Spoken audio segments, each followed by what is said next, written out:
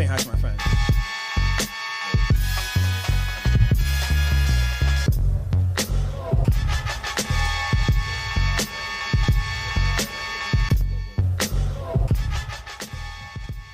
Hey, what's up? What's up? Am I muted? I can't hear myself. What's up, guys? It's Friday. It's the Great Black Detox Clinic. It's Fibroid Fridays here on GBD TV, and we are so honored to be in your presence today once again. Listen, before the show starts, I think it's probably something flashed up before we came on. Make sure you go to the YouTube channel, The Great Black Detox on YouTube. Make sure you like, subscribe, and share that bad boy, okay? And hit on the little bell thingy so you get the notifications. It's why we're here. Keep this thing going. We're going to get this thing growing. Okay, guys? So you're in a very exclusive place right now, but we want it to be less exclusive for you and more exclusive for us. Isn't that right, Dr. MC? That's right. That's right. Indeed, indeed, indeed. Listen, welcome once again. That's weird. Great Black Detox Friday, Fibroid Friday Clinic. This is the opportunity for you guys to join the conversation, ask questions to the Great Black Detox team, Dr. MC on my left and yours truly, Mr. Breaks. And of course, sometimes hear from the panel and express and share your stories, experiences. And again, let's find solutions for those female reproductive health issues that are plaguing our community globally. But of course, we're starting right here on our doorstep. And the beautiful thing, we have this internet that we can reach the whole world without having to come into our office and put on clothes. I'm not wearing any trousers underneath here, guys. I'd stand up, but we'd probably get marked and cancelled. Whatever, mate. You know you're intimidating, and that's why he's sweating now. Oh my God, I'm gonna sit here a whole hour with this guy next to me. So what's up, folks? What's up? What's up to the goes on the IG, all my fans on Dr. Amster's IG. I don't know why you keep joining his live. You can join mine. But great to have you guys here. If you have any questions, make sure you just let us know in the chat. Send us a wave, send us some hearts, so we know you're there. We would love you guys to join the Zoom. The Zoom is where it's at. This is where you can interact. We can ask questions and we can see you on the screen. And then you can get the answers to your questions more uniquely and specifically for you, tailored. Those of you on the YouTube, welcome. For those on YouTube, again, if you have any questions or comments in YouTube, you can leave something in the chat over there. And we'll be sort of bouncing around periodically, checking the chats to see what the updates are there. Hi to everyone that's unmuted their camera. Who's that jogging? Mora. Hey, Mora, how you doing? She's going out for her brisk evening walk. So I'm keeping fit. Love that. Shout out to Sis Royalty. Mr. Breaks, woo, whoever that guy is. Ruth B. Wait, Ruth B's on before 5:30. Big shout out, respect to Ruth B. What's up, Moses? Dr. Keela and family. Welcome, welcome, welcome. So we're going to allow a few minutes for people to join here. So whilst we'll be shooting the breeze, chopping it up. Listen, Dr. Amsu, Wednesday, we did the mental health special here on GBD TV, Great Black Detox Wednesdays. I thought it was great. I thoroughly enjoyed it. What's your feedback? What's your thoughts? I have some great feedback from that as well. Yeah, I could have done with more interaction from more from the participants. The participants, yes. It would have been great if we could have a conversation, because you know when we're dealing with mental health, I don't want it to be a one way conversation. It's a two-way conversation, right? Yes, it's a discussion. Or you know, the amount of people that were on the call, it should have been like a 50-way conversation where we have that proper interaction, because everybody has a different experience. You know, everybody has a story to tell, and mental illness, right, is not something that is always chronic, right? You can have a short spell. You can have a short nervous breakdown. It might be something that's triggered behavior, triggered certain emotions. And, you know, we've all lost it at some point, whether it was being angry and, you know, lashing out, or if it's something that is more long term. Yeah. You know, we want to talk about what it is that triggers us, what it is that we, you know, what we're afraid of, our fears, our, you know, even what, because mental illness doesn't have to be that you're depressed. It might be that you're in a, you know, a state where you're in overly delusional, right? Maybe that everything, you know, some people, everything's going so wrong that they end up in denial, right? Overcompensating, maybe, right? Yeah. Of cognitive dissonance, or even worse, right? That they behave in a way opposite to what's actually going on. So, and we want more men involved in the conversation as well. Thing, yeah, you know, it seems that when it comes to mental health, men are somewhat afraid to open up and have a discussion, you know, because it affects ego. You know, am I a man if I talk about my feelings? You know, and coming from a West Indian, Jamaican background, it's unheard of for men to sit around and talk about their feelings. Right. You know, it's like, I know my dad's dead now, but I never had a conversation with my dad about feelings, how I emotions, how you felt about anything, or how he felt. You know, maybe because I was half his age. Yeah. But you know, when I was 35, I was half his age. He probably just didn't like you, though. I mean, let's be real. You know. But that's real talk, though. So I was his favorite. I was his favorite, blatantly. Favorite cat, you know. Listen, big shout out to Mr. 2 Weeks Out and the whole New Age CEO team. I know they put out something today about mental health and gathering men to talk. So really appreciate seeing that. And we did talk on our Wednesday class about men and, you know, the inability of men to talk and this sort of societal norms and mores and such like and stigmas around mental health, and especially men talking mental health from a very young age. It's all ages. You know, more often than not, men wait till they're a very old age or critical. If you talk about men wait till it's, you know, stage 5 before they talk about it. But here's the thing. If we have these conversations when we're very young, we'll be in a stronger position as we grow up. So a lot of men are leaving school, young boys, right, turning into men, leaving school with a whole bunch of traumas. You know, Dr. Yolanda Reed talked about ACEs, right? I'm going to pull it up in a second so I don't embarrass myself. And about these are the childhood traumas that adverse childhood experiences, that don't get resolved and they get carried over.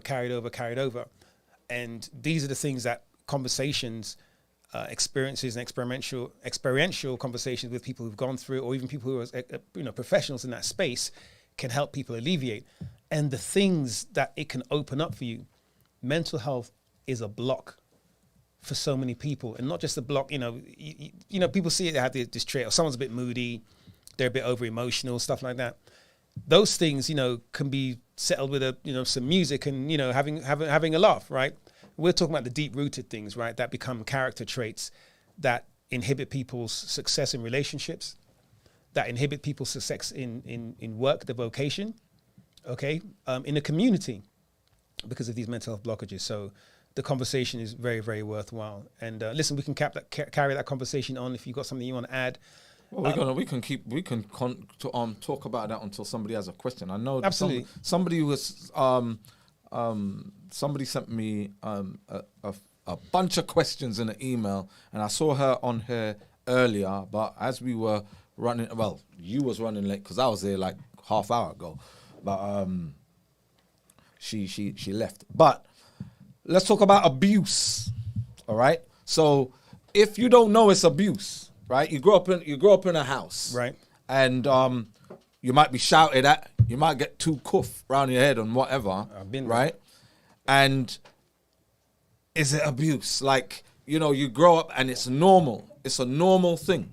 Like if you're out of line, you get checked, right? And then you see, you know, us as black people growing up, we saw white kids used to act the fool like in the store, right? Breaking stuff or telling their mums to F off, shut up, get out my room, all that stuff. And we would be like, boy, I'd get away with that. I would have dead. I don't want my dinner. Like I don't want my flipping dinner. Right. And you're like, wait, what? And so we were raised in a very conservative, absolutely right-winged manner, like very regimental, right? And was that abuse? Because, you know, it's a great question. Because in certain cultures, to get a wrap around the head, to get a chop, or a wackle, it's natural, and you get, you know, you mess up, you take a beating, you take a couple, or more. You just it's like you move on. You straighten up. So listen, you know, after you get over all of that, right, you fix up, and it's nothing. You move on. Well, so but then we learn now that there's people who are going through trauma, and it's like, you know, it's a gray area, because is it abuse to the one, you know, if it's in a culture like, and in Jamaica, it's culture. Yeah. You know, there was a guy. I remember when we were young. There's a guy that came around. I think he was a pastor, came round to visit us, and we was all sitting there, and we was like on our best behavior, and the pastor asked, was like, "Oh, you got lovely children," to my mum and dad. Was like, yes, thank you, pastor. He was like, "You beat them." That was, you beat them, and like we laughed. We laughed at that because we know we took beatings and that, right? But in white society, a pastor, imagine now, in this day and age, a reverend or pastor asking, right, do you beat your children? Do you keep them in check?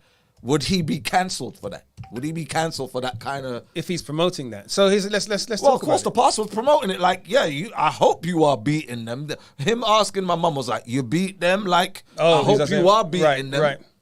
So let's talk about that, right? So culturally, of course, Caribbean, West African, really every culture in the world. And in fact, and let's not forget, the England we grew up in, we used to get caned at school. So they can't turn around and act as though it's something that black people did that white people or other cultures didn't do.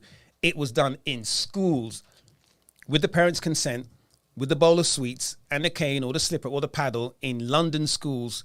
Probably there are some places now that still do it, but definitely up until, 20, 30 years ago. No, but all right. So in school, though, cane was last resort. Well, depends which school you went to, mate.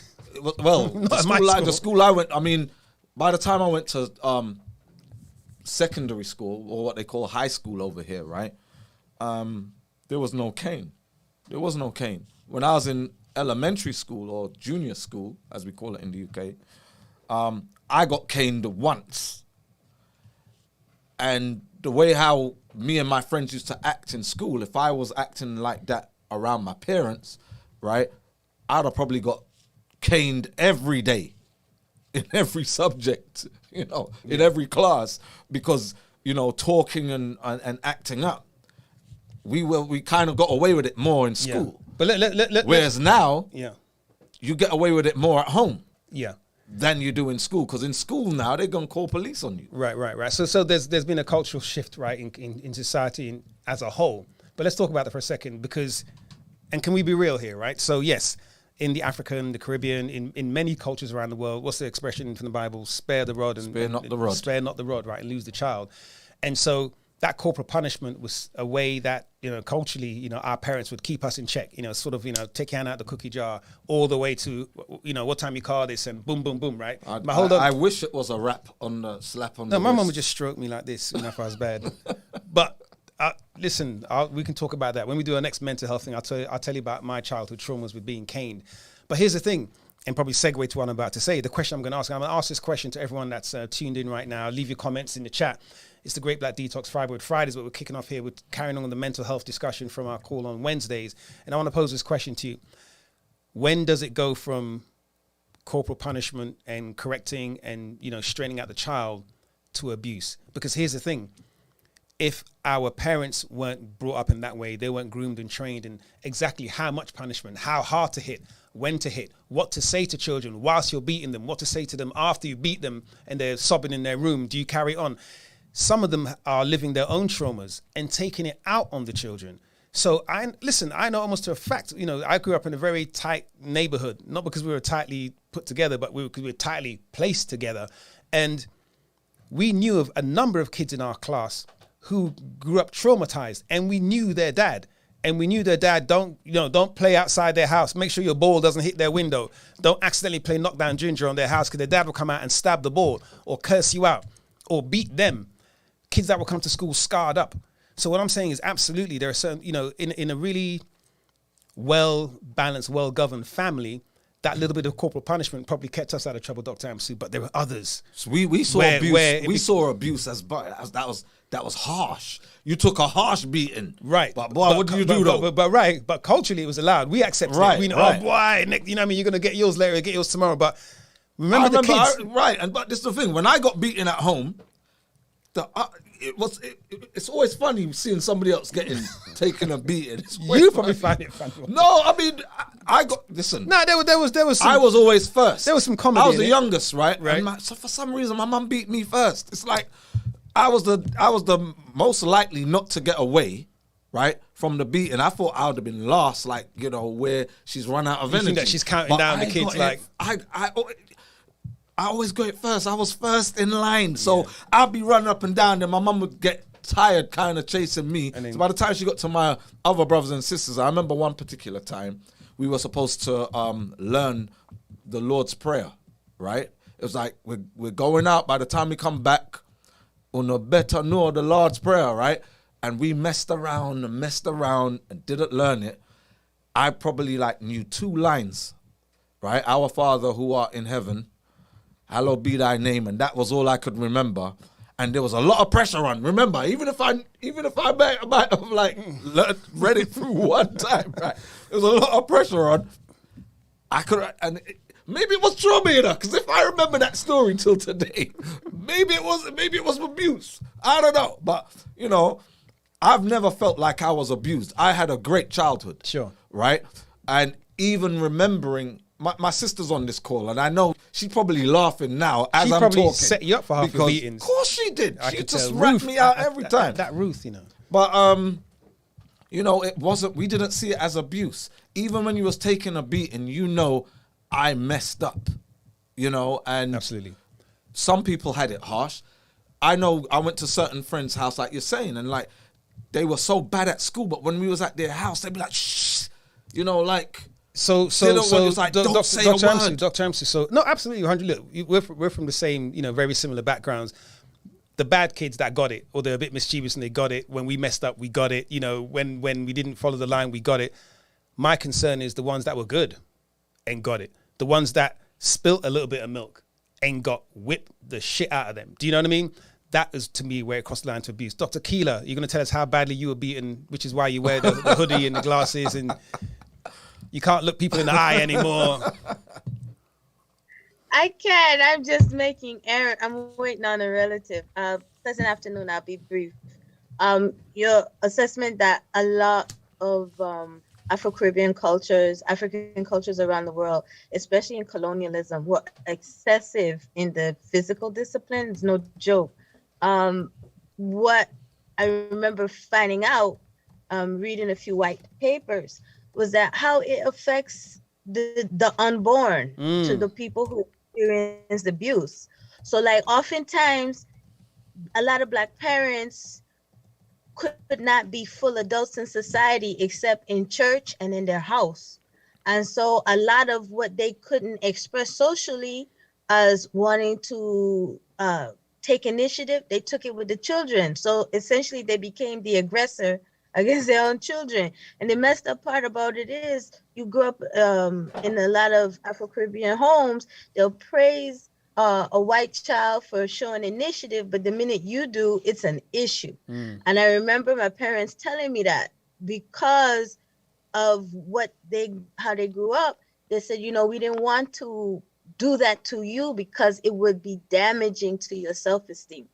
So what I recognize is a lot of my friends of Afro-Caribbean descent could not fathom the freedom of what it was to ask their parents why. Yeah. Oh, you mean like question your parents in the middle of a beating? Just in general, you're saying, not in the middle of a beating. Oh, just generally, just like what we because you be looking at death, man. You're like, wait, hold on. Like why? Right. And so, which I found odd, because how are you going to learn unless you have the freedom to ask why? So a lot of the parents would wonder why the children were struggling in school, but if they didn't feel comfortable asking why to their parents, you think they're going to feel comfortable asking why to the teachers or anybody in authority? Dr. Keeler, you've just it creates a set of stress. You've just hit on a very key point, and these are some of the hard conversations we, the Black community, need to have, because we have to be honest and talk about this, right? So look, we know the extremes that we used to see. You know, we go to some friends' houses from different communities, and the kids could talk and say anything to their parents, and they spoke to their parents like they were peers, and there's no way that was happening in your house. But you made a very interesting point, is that in some way also inhibiting that kind of freedom of expression, that freedom of growth, that ability to reason with your parents, because those questions are opportunities for those parents to teach their children the right way of doing it. And it doesn't have to be disrespectful, right? It can be respectfully done. It can be done in such a way that it's a learning moment rather than don't ask me not on them backs, you know what I mean? Or go to your room, you know, because you didn't have the answer. You felt put on the spot. You were embarrassed. So you took out the whip.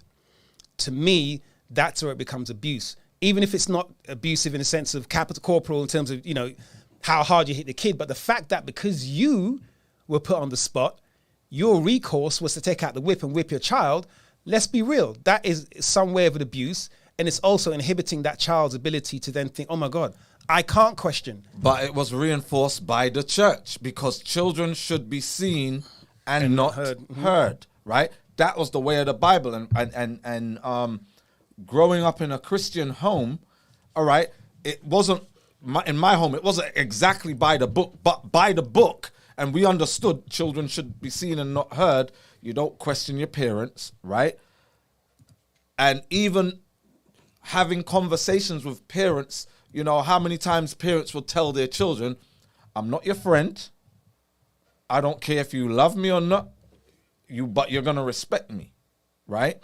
And it being trained by the church. And remember, family, there were my church, I went to Willesden New Testament, right? Mm-hmm. And in that church, there was like probably a service every night. But Wednesday was family planning hour or something like that. Ruth, correct me if I'm wrong, right?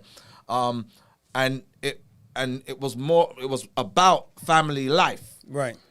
And lessons taught. And even in Sunday school, I remember being taught in Sunday school, and we'll get to the Sunday school books where they're written in a minute, right? But every Christian Sunday school book is written in Memphis, Tennessee, all of them, where the Grand Wizard of the Ku Klux Klan is at, right? So even how we were taught Christianity from Sunday school books, it was white supremacy teaching us. So not only was it very right-winged in its and conservative in how it was written, but it was also racist. So it also made us feel inferior as black people, right? And I think even till today, those same Sunday school books are still coming out of Memphis, Tennessee. If anybody has a Sunday school book, go and look to see where it's published. And I guarantee it's written in Memphis, Tennessee. What's the name of that press? There was a press from the southern states. There was the Gideon Press, and there was another one that was from the southern states that a lot of the literature, Memphis, Tennessee. Christian, just like all the Qurans were coming out of Lahore, Pakistan. Right. So wherever there's a Grand Lodge of some sort, that's where the religious books were coming out of, which was teaching a certain way how to, a certain doctrine, indoctrinate in a specific way. So, being brought up in the church, it was like there was never a swear curse word ever used in my household. When I started going to school, that's the first time I heard the F word. And when I heard it coming from certain children, I was like, I knew, where's your upbringing? I knew that from a young child, right? That, you don't swear in your house. So I think Dr. Amsu, right, what we're saying here, and Dr. Keeler, thanks for that, and please stay on the discussion, is we're talking about discipline, right? Yeah. And we're talking about, corrective tools one can use, everything from having that conversation to taking out the whip and everything in between it, right? And we found out there's some households that seem to have a very severe lack of discipline because the kids could talk anyway to the parents, they could talk anyway to each other, to their siblings. Where I'm from, I'm a year and 9 days older than my brother. So my brother had to look up to me as a senior. Right. But we grew up as Irish twins. We're basically, my mum dressed us the same. Everything was the same because we're only just... All right, yeah. So we're only just, we basically grew up as twins. However, in our culture, if you're older, you're senior. So he had to defer certain things to me. When we went to certain places, I was always introduced first. Oh, this is Michael. This is his younger brother. That's part of our culture. And he's grown up with that. Up until today, we're both grown-ass men, still only a year apart, but we still have that older, senior, younger brother attitude. I know in Jamaica, right, or in Jamaican homes, I don't know how far in the West Indies it goes, but, me growing up in Jamaican home, you could be 2 years older than somebody. Right. And you can beat them. Right, because you're older. You can chastise them and actually beat them. It's like take off your belt kind of beating them I'm talking about. Yeah. Which I always thought, you know what, that don't make no sense. You're a child too. We're peers. Now, interesting point, and maybe some people on the call would like to share their experience on that as well. It's the Great Black Detox Fibroid Friday, but we're kicking off here. We're talking about what we discussed on the Wednesday class, the mental health session that we had on Wednesday, which was great. We had a lot of positive feedback on that. And Dr. Amsu going on about the childhood traumas, and I lost my train of thought there. But absolutely, going back, the discipline, the lack of discipline, what you couldn't say, your older siblings being able to beat you.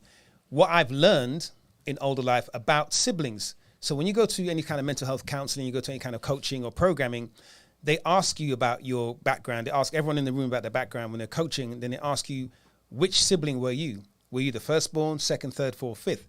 And depending where you were in the sequence, it's typical that you had a different experience, because parents are usually harsher on their first child because they don't know what the hell they're doing, right? So they get all the beating. By the time they have a second and third child, they've let it all go. Then they say they'll give the responsibility to the older child. But what you find out is that a lot of older siblings missed their childhood. You know why they missed their childhood? Because they were given adult responsibilities. Right. So they went out to play with their brothers and sisters. Watch over your brothers and sisters. You're going to cross the street. Watch your brother and sister when you're crossing the street. You go to church. You have to go up and do the communion or whatever it is, the collection plate. Everywhere you went, you had to assume adult responsibilities. Turns out that a lot of the older siblings grow up and they're missing that childhood abandonment, right? They didn't get to live as children, to learn the same way, because they were the senior. Right, they couldn't act a fool. They couldn't act a fool ever, because they always have to have that responsibility. And a lot of them either lash out or they become introverted in older age as well. So it's very, very complex. It's very, very deep. And this is why the conversations need to be had. And this is why I believe, and I'm maybe segueing into something else here, and I'm just going to throw this out there. You guys can tell me how I'm an idiot and curse me out. We have to reintroduce or introduce a certain kind of coaching, teaching, development of children, of adult themes when they are young, as to what to expect from society, what they should input into society, our civility. We're not teaching civility. Again, we're not teaching how to interact with people in the street, even strangers, let alone get into the police, how to deal with police. We'll get some police officers in here to discuss about police action. But because we're not coaching those things, people are growing up with trauma, with bad habits. They could be drinking, smoking. They have all kinds of, vices and so on and so forth. Then they're going to have kids. And they don't know how to handle money, right? And check this out. The good kids, you have cousins and they're well behaved. Right. But they're introverts. Because it was they're all introverts. And introverts are basically known as good children. The extroverts, the ones who would express themselves, right, usually would be like, right, mouthy, right, or frowned upon. It was taboo to be more extrovert, expressing yourself. Sure. My childhood, all right, I'm the youngest, so I had a childhood. I had the least responsibilities out of my siblings. My responsibilities was washing, cleaning out the cat litter, and which I hated, right? And washing the cat bowls out. I was looking after the pets, right? And I hated it. But what are you laughing? But that was basically the only thing I had to do until I was like 13, 14, when I was taught how to cook. But you see what's interesting though, right? You did that job, but think of the jobs you didn't do because your older brother. That's what I'm saying. So like my eldest brother, he's 10 years older than me. Yeah. But as far as I remember, he was looking after me and everybody else. He was cooking, right? And what I found as well was they were trained from very young in Jamaica. Like he was born in Jamaica and he was raised in Jamaica. He actually came over just before I was born, but he was almost like a servant in the house, because he was groomed to be, for that responsibility. And my older brothers, and because I'm the youngest of 7, right? So they all had. I think my I want to hear from my sister Ruth in a second, right? She's a year older than me, and I think she kind of had it. Well, she had it easier than everybody else, but I know she had it harder than me. Yeah. Was she feisty? Was she feisty? Yeah. Proper, innit? I bet you. Ruth. Ruth, let's go. We know, you come here to... We can't see you, Ruth. Have you walked away from the mic? I'm here. All I'm right, here. You're just wiping your eye. You're crying in it because you're remembering the beating. No, I've read it. been rolling. I've been rolling. told you, Hold on, I let tell me. Hold on. Let me put on my speaker. Hello. Hey. Yeah. It was hard. It was hard. I had chores, which I don't know what you're talking about. I know that No, I said you had it harder than me, but I think you had I'm it easier saying than we Lloydie. started cooking young. I think I was 9 when I started cooking, and there was 11, cooking for 11 people. So we had things, but yes, we had a childhood because we played out, and our older siblings didn't. Right. They had to take care of the house. They took care of us. Yeah, they did everything. They cooked, cleaned. Did it. The only thing that they didn't do was the shopping. They were trusted with handling the money, but everything else. Right. That's it. Yeah. I remember packing away the groceries. That was another one of my jobs. I remember that. But I didn't have to. And hoovering. Hoovering. Yeah, and we used to stand on a chair and wash up. Wash up, right. I remember washing dishes as well. Young, which I really hated because there were so many of us. It was like a 2-hour job washing dishes. 2 hours, man. Ridiculous. But we all fell in line, and we never swore at each other though. There was no. Well, I still don't swear. I don't swear. I use I use say things like Fraggle Rocks, or taking the pee, or whatever. I still don't swear. Yeah, I only just started swearing being around Mikey. And I only swear because I still look around just in case my mum's there or something like that. I mean, hey. And I only swear because I'm around him. So like we were all like, very clean. No, but Ruth, we're talking, about mental health, right? And how our childhood experiences shape us, right? In many ways, it's obvious. People know this, but there are certain things that we don't really pay attention to.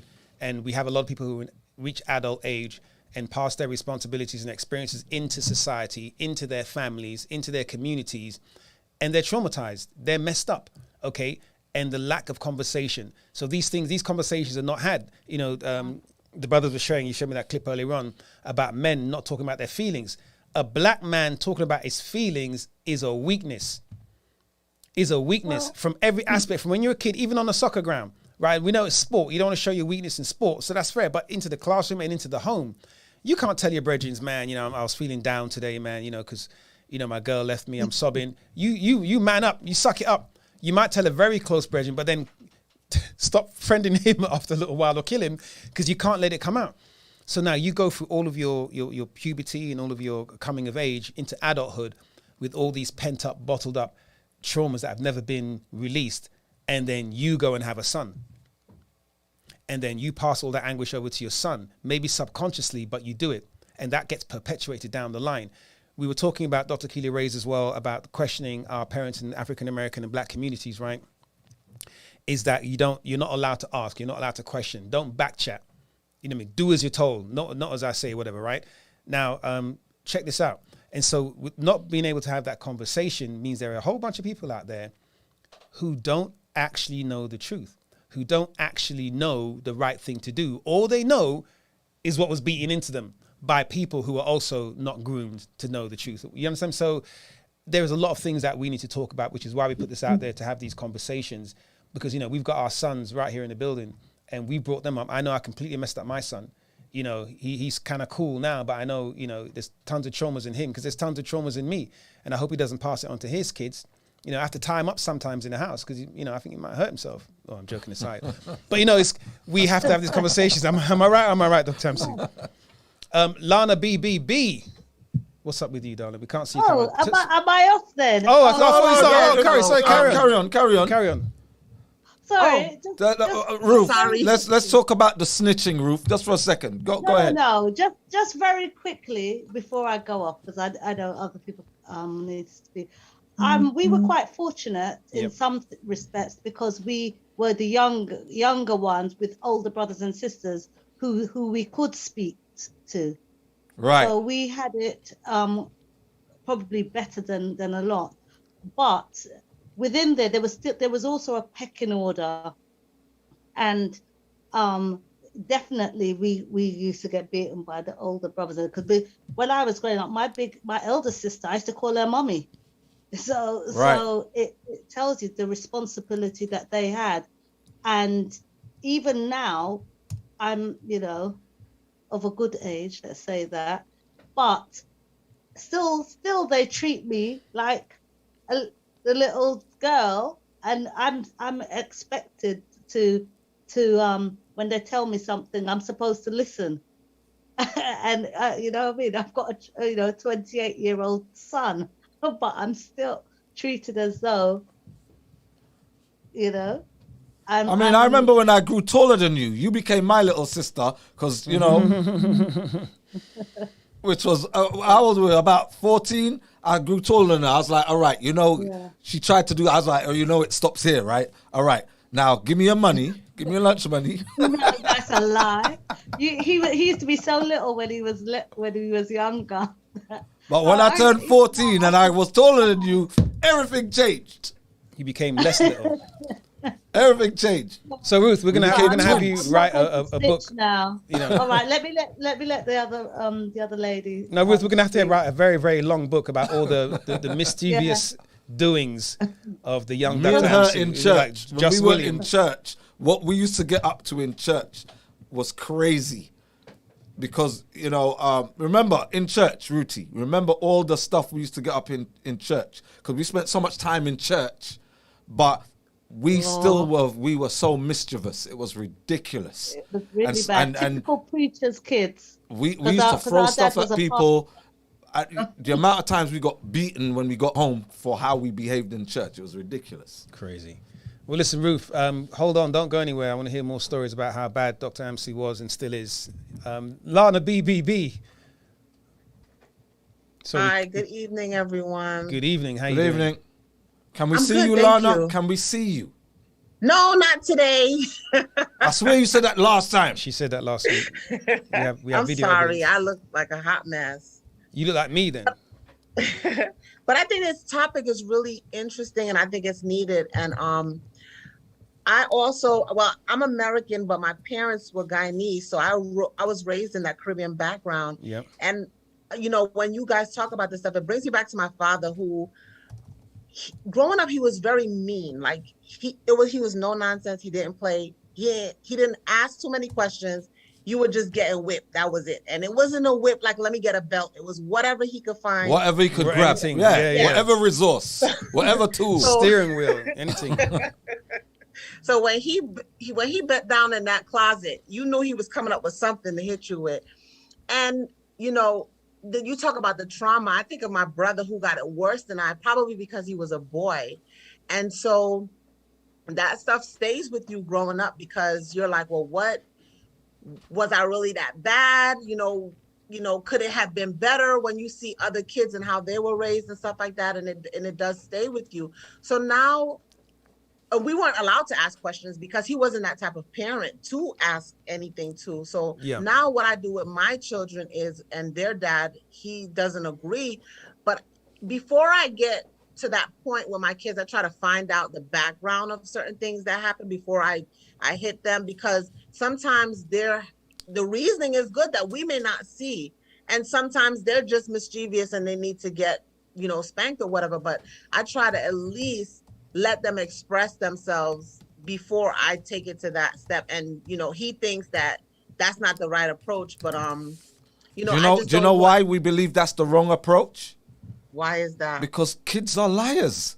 Their default is that I'm going to get out of this beating any way I can. Even if I blame it on somebody else, I'm getting out of this shit. I don't know. You know something else as well, Lana? I want to say, I don't know how old you are, but if you're, I'm guessing you're over 25, right? Now, yes, I am. Dr. Hampson, let's not forget something. Maybe your household, your dad was a preacher. I can't remember what industry your dad and you was in, and what your mum did. I know she stayed at home and raised the family and so on and so forth. No, my mum wasn't stay at home. Oh, she wasn't stay at home? Okay. No, my mum had, I think she had 2 jobs. 2 jobs. 2 or 3 jobs at one point. Right. So check this out, guys. And we've got to be mindful of this as well. So my parents and their friends and, you know, that peer group were raised in the 50s and 60s. So by the time 1973, 4, 5, you know, by the late 60s, they were grown, having kids, getting married, you know, and they were where we are now by the 80s and so on and so forth. Right. Let's think back to 1960s, 1970s London, Birmingham, Manchester, Leeds, goodness gracious, Wolverhampton, you know, villages and towns all over England, where Liverpool, the docks, Portsmouth, where black people were working and being subjected to some serious racial discrimination, were being subjected to some serious social discrimination. Being abused. So now they're being abused, right? Now they've come over on a boat, literally. They've come over, they've got their 3, 4, 5, 6 kids. They were promised when they came to England, they were going to have this, you know, life, you know, streets paved with gold. They're going to have all these social services. They're going to have these great jobs, earn all this English pound, and be accepted into England because the Queen told them, we need you to come and rebuild our country. Come as friends. Then they get there, they're treated as niggers. Now, they're working 2, 3 jobs, getting minimum wage, getting paid less than their white counterparts, suffering all this abuse, being called boy and being slapped on the back of the head. Then they get home to you naughty kids. A lot of them are taking out that trauma on the kids as well. So I'm telling you, so you got to understand that some of the, maybe your white kids that weren't having those types of traumas during the day, yes, they may have been working class, but they weren't being racially abused. They weren't having the extra additional abuse or, you know, the injury rubbed into, the salt rubbed into the injury of being called boy and monkey noises and all this kind of stuff. So they didn't come home with all those tensions. And so they have a different environment in their home. It's a different environment because they're not dealing with society the way you're dealing with society. Mm-hmm. So we have to be honest and real. We have traumatized people raising kids, taking out their traumas on the kids. Let's be real about it. So yeah, we appreciate, we accept, and we maybe not admonish enough some of the things that are cultural to us that we accept because we've grown up with it and just that's the way it is. And we laugh about it because we grow up because we dodged the bullet. But if we really drill down and analyze it as adults, as professionals with college degrees and so on and so forth, we were being abused because they were being abused. But that's why I asked the question, because I don't feel like I was abused. But let a white person look into the household, they'll be like, these kids are getting abused. But no, I don't think it was abuse. That's what I'm saying. There's a whole great area because if you grow up with it and it's normal, and especially if you're not traumatized by it. Well, because I wasn't traumatized by it. Do you know? I remember. I know I'm not. I don't know, man. Because check this out. Look at me. Talk to me. No. Let me tell you something, right? There was a time I was out playing out from school. I didn't go home, and I was out with my friends. Way too late. And I think it was because it was started to get into summer. Yes. So when, you know, in the UK, we get in the summer, the sun doesn't set till like 10, right? So I'm out with my friends, and it must have got 7 o'clock. I was like, lies, it's 7 o'clock. Somebody had on a Casio watch or something, and I went home. And when I got in, my mum came, and I thought, you know what, I'm dead. My mum picked me up by my ears, my 2 ears. Yeah. And I swear ligaments in my ears got pulled and whatever. So I'm bawling, and all my brothers and sisters and my cousins, because we all live in the same house, were all on the floor laughing because my mum told them, when he gets inside, I go and pick him up by him ears. So when I come in and she actually did it, as soon as I stopped crying, they're laughing, I'm laughing. Yeah. Because they told me, she told us she's going to pick you up by your ears. And it was funny to me afterwards, but I knew, all right, I was out until 7 o'clock. Yeah, you knew. I messed up. So I crossed the line. I moved on. Yeah. But you see, Dr. Amson, you had that support group. You had the older siblings that could laugh it off and rub you back. Oh, man, don't worry about it. You know, that's just how it goes. You had that support group. My mum have been locked up? Should she have been arrested? I think she should have beaten you a little bit more, man, because now we'd have because this is what I'm saying. Child services now I would have been in care. Well, hold on. If that was reported to them, the point I'm making is this. You had a support group. You had Ruth. You had Jackie. You had your older brothers and sisters. So even in that moment, you just explained it that, you know, she picked you up by your ears. You were bawling, but your brothers and sisters were cracking up. that was a signal to you that, look, you weren't in danger. You were being touched, you were being corrected, but you're in a loving environment. Think about the kids who are single. What's the word? Only kids, right? Who get that and they don't have that support group. They go to their room and cry by themselves. Do you understand? Thinking, oh my God, my parents are downstairs mad at me. Right. They might be watching TV, but you don't know. You're sobbing in your pillow thinking, oh my God, I'm the worst child in the world. And this thing perpetuates. So I guess it's come full circle, and it's a great segue back, Dr. Amsu, is that you had a support group. That support group for people that didn't have that is their friends, is their community, is their bowling league, is this call, is going to see a counselor, is having that conversation, is your brethren. Because to me, you know what I consider a brethren?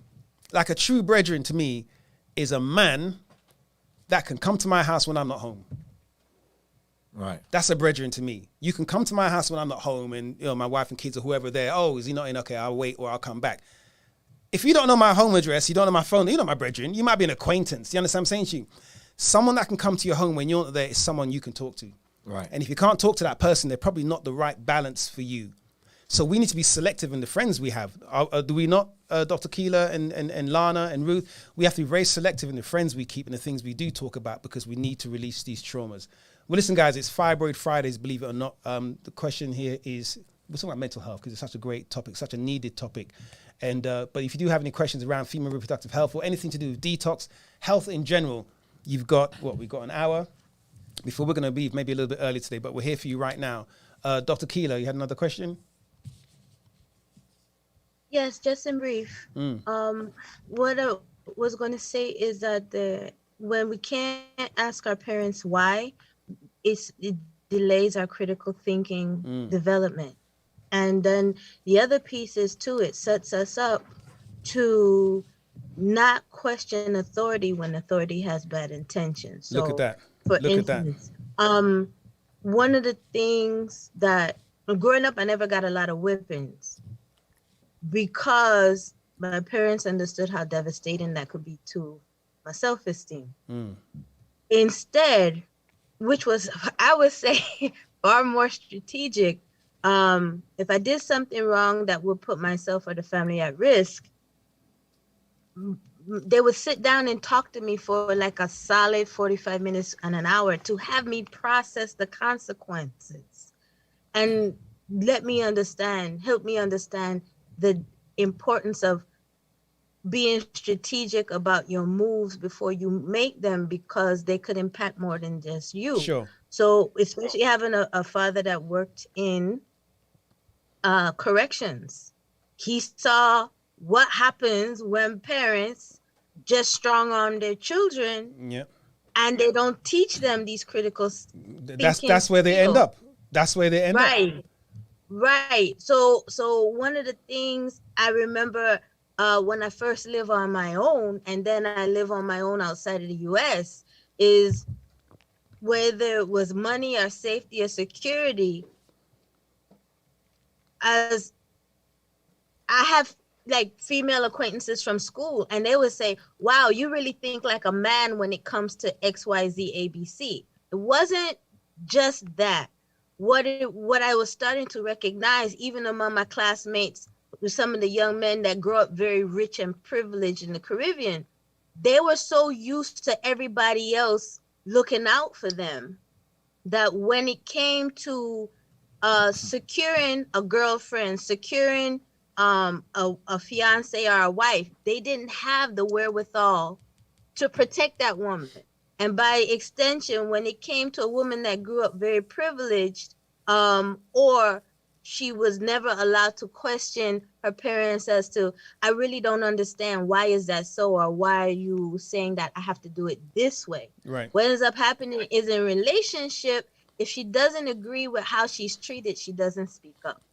Yeah. And the guy, by extension, if he doesn't like how he's being treated, but he's just feeling so honored that he has a pretty girlfriend, there are things that she does that disrupt the harmony in the relationship, and then he doesn't speak up. And then when things fall apart, like say he wants to get his dignity back, so he goes with somebody else, and then the girl finds out, but she doesn't even look as good as me. It was never about that. He's trying to reclaim his dignity Yeah. because even as a child, he was never allowed to do that. Right. And you put him in a spot where it made him feel that way. So he's going to rebel even if it's in secret. But eventually he wants you to know, because he wants you to know how what you said or did hurt him too. Right. So it comes out in a lot of different ways. It comes out in different ways. Absolutely. That's very well put, Dr. Keeler. And that is, again, this is why we have to have these conversations. Absolutely. Absolutely. Listen, don't go anywhere. We're still here. Courtney, how are you doing in your very dim lit, what is that? Boudoir. I'm in the car. Sorry. Before you're in a Hi, shed, guys. like hiding from someone. Yeah, sorry. I'm about to go and handle my family, but I think it's a great discussion you guys are having. So I really love that you guys are putting these conversations out there. So I wanted to acknowledge that. But then I am on day 12 of excellent. the 14. Yep. And I cannot wait to be done. But I wanted to ask, what is a good way to maintain a detox? So I typically do like seasonal detoxes, which might be like juice fasting or, a raw foods week or something like that. I don't see myself doing another 14. So what would you guys recommend as far as maintaining a good detox schedule? Well, we encourage everybody to like do, if you're doing 14s, to do it like every quarter or every 4 months. So it's, every trimester or every quarter, right? In between, you can do the detox 7, right? But we encourage everybody to maintain. We have the life after detox meal plan, right? And encourage everybody to continue taking the supplements, because these are nutrients that you're not gonna get from your normal diet.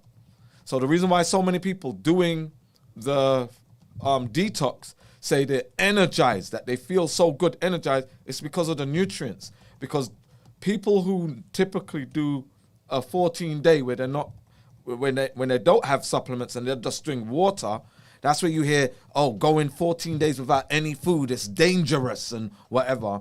We make sure, like, look, you're getting nutrients that you never would have gotten anyway. And most people, when they get past the hunger, right, the hunger situation, they're like, I actually feel good. Brain fog is gone. I'm energized. I feel stronger. I feel quicker. I'm waking up earlier. Pains are gone and all this is because the nutrients that they're receiving from the supplements are there. Now we have other types of detoxes, which I always talk about, the Great Black Athlete Detox, right? And to me, it's not a detox. It's a way of life. We're intermittently fasting, right? So the frequency of eating is put down to like a window of 2 to 3 hours. You have 2 to 3 hours window to actually get your food in, right? And then the portion is less. The portion is, like you're just eating normally. I remember, when I was practicing Islam, right? There's Ramadan, right? And you fast for 30 days, whatever it was, right? And you don't eat until sunset. But I remember sunset come, we got it in. Mm-hmm. It's like, man, pass the chicken, pass the lamb, as long as we believed it was halal, it was like we ate it. And we would eat and eat and eat and eat, because we're not going to eat till sunset tomorrow, right? And that's the wrong way to go about it. Fasting is about cleansing, right? So if you're eating the same shit you're going to eat normally, the point, it loses its whole impetus, right? And what we're doing now is we're telling people, all right, you're not eating anything for 14 days, right? And when you start eating intermittently, keep your portions down, and then the quality of the food you eat has to be the best, right? Because we are promoting black excellence. The Great Black Detox is about black excellence. And as a nutritionist, as an endocrinologist, I know what is best for the body, what's going to make your cells, because the point of food is to nourish cells. Why do you want to nourish cells?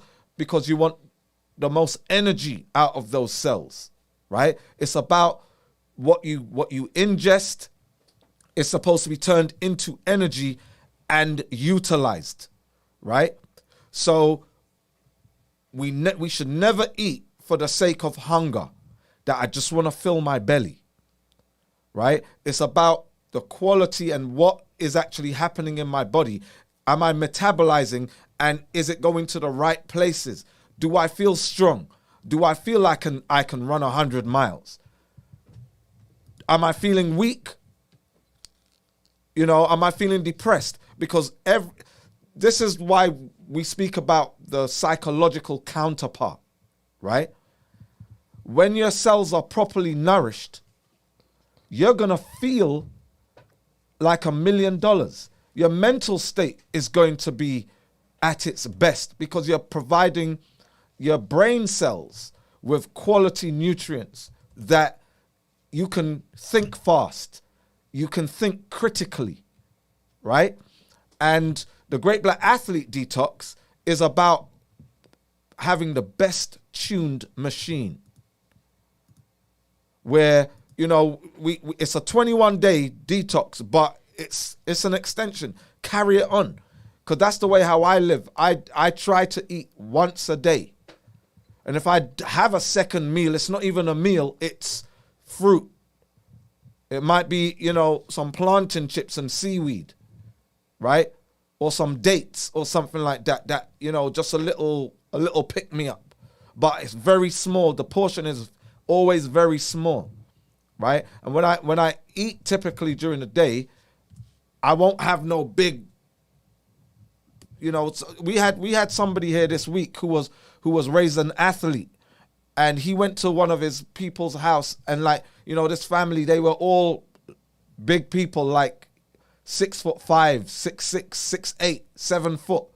And he said from the children were like 10, 11, their dinners were presented to them on what do you call them? A platter, like a platter, a tray. On a tray, a mountain.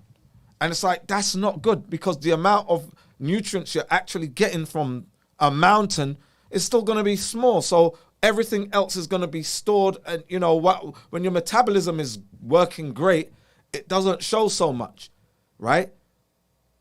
But as you get older and your metabolism slows down, all energy not used is stored as fat. And then the fat becomes dysfunctional. And then inflammation kicks in. You know, so the reason why we're encouraging so many people, all right, life after detox is eat this and eat at these specific times, or eat between this window, right, is so that you don't fall into bad habits. You don't go back to eating the stuff that you know is poison. Like people who do these detoxes and then go back to red meat and go back to drinking alcohol, go back to smoking, go back to where they're eating processed foods, sugars and starches and all that. It's like you're really wasting your time. You're doing this cycle of dysfunction, and then you ease it, and then you go back to dysfunction. And each time you go back to dysfunction, it's corroding you, right? It's corroding the way how your body functions. So you become more and more dysfunctional, even though you may give yourself a break. When you go back to it, it's like people who lose weight when they do the detox and they lose all them toxins. When they go back to eating, it's like somebody might have taken somebody 35 years to get to 250 pounds. Then they do a detox and they may say, man, I lost 30 pounds. But when they go back to the old eating habits, within a week or two, they've gained back 30 pounds. It's like they've never been able to put on 30 pounds in 2 weeks before. But it's like boxers. You see boxers trying to make the weight, and they do the weigh-in, and it's like, man, 160 pounds. And then by the night of the fight, which is the next day, they've put on 25 pounds. Like, how do you do that? Because once they weighed in, they go back to the starch and the meat and get the protein in. And what that does to your heart, what that does to your blood vessels, the inflammation that's taking place when you're putting that weight back on, it's crazy. So it's very important that people follow the Life After Detox, right? Which is a continuation of the detox, because you're abstaining from the bad habits, right? You're abstaining from, you know, if you're a smoker and you haven't smoked for 2 weeks straight, you've broken the habit. Yeah. If you're a drinker and you haven't drunk anything for 2 weeks, you've broken the habit. So one of the things that is great psychologically about the Detox 14, right, the GBD 14 challenge, is that it creates discipline. You actually become a disciplined eater, a disciplined person, because you've abstained from sugar, you've abstained from starches, you've abstained from trans fats, all the poisons that are out there, you've abstained from it. And a lot of people get over the cravings. Well, everybody gets over the cravings, but it's through, you know what, just because I started eating, I fell off. But it's like you didn't, you know, a lot of people never have to fall off. So if you want to, I know I'm rambling on, and they always tell me that I talk for too long, right? But Never say that. the athlete detox is what I would recommend to everybody to do after they finish the 14. Like you still have your 14 supplements. Keep taking your 14 supplements till they're done, right? Till they're finished every day, like how you've been doing it 3 times a day. And you see that, man, you know, and stick to the Life After Detox, and don't eat breakfast, lunch, and dinner. Don't go back to that. Because when you go back, it's when we get back into the 3 meals a day at least, where it's like, man, I left the house without breakfast. All right, let me stop off at the gas station. And gas station is just all poison. Or let me go McDonald's. Where can you know, I'm on my way to work. I need something, just because we've been programmed to do that, right? And then you get fast food. And fast food is poison. Full of, you know, AGEs. Full of trans fats. Full of preservatives. Full of chemicals. You know, and a lot of sugar. A lot of grease. Yeah. So when we get out of those lifestyle habits and we do the intermittent fasting, we have a lot more time to be critical thinkers, to become more disciplined in our disciplines. Whatever that discipline is that we want to get into, we become more proficient because we have more time to do it. When we ate, man, I have to cook another meal now. I'm thinking about lunch now. I had breakfast on the way in. I ate in my car. I had my Starbucks coffee and whatnot. If you can do without those things, because the reason why people do coffee is because they're following somebody, you know, this is the normal American lifestyle. But then it becomes, no, I have coffee because I'm groggy in the mornings and I need caffeine to wake me up, right? Or I get the 5-hour shot, right? Or the energy drink, right? And it becomes a habit that, right, I need to wake myself up, else I ain't going to be able to function. Then lunch, and then we get niggeritis when we eat lunch, right? As soon as we have lunch and we're back at the desk or whatever, we're nodding off. So it's like, I need another coffee. Yeah. Well, listen, Courtney. That was Mikey's way of cutting me off because I'm talking for too long. I was going to say shut up, but, you know, I was raised properly. Well, I was beaten properly when I was a kid, you know. Did I answer your question? Any more questions, Courtney? Comments, concerns? Yeah, it did. Thank you so much, Dr. Amsu. But what are your thoughts on juice fasting and raw foods, like doing like a week of raw? All right. So dealing with raw foods. Raw foods to me are fruits. There are certain vegetables that you can do where you steam them. But there are certain vegetables that have a harsh effect if they're not warmed to some degree, right? Juicing, if you're juicing vegetables, it's cool, but don't juice fruits. With fruits, you want to get all the pulp and everything, right? So you blend fruits and you juice vegetables. But juicing, you want to work your enzymes in your body. You want to exercise your enzymes, and enzymes help to break things down, and you also want to exercise your hydrochloric acid as well, right? You want to exercise those things in your body. So, masticate, chewing foods, it actually, certain endorphins, neurotransmitters are produced by chewing and breaking things down in the mouth, right? And juicing actually will bypass that process. So I don't like juicing, but if you're juicing and it depends on what you're juicing as well.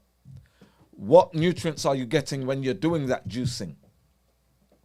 Which is why we have a liquid fast, but it comes with supplements, nutrients that are from seeds, that are from barks, that are from, rhizomes, from petals, from pulps,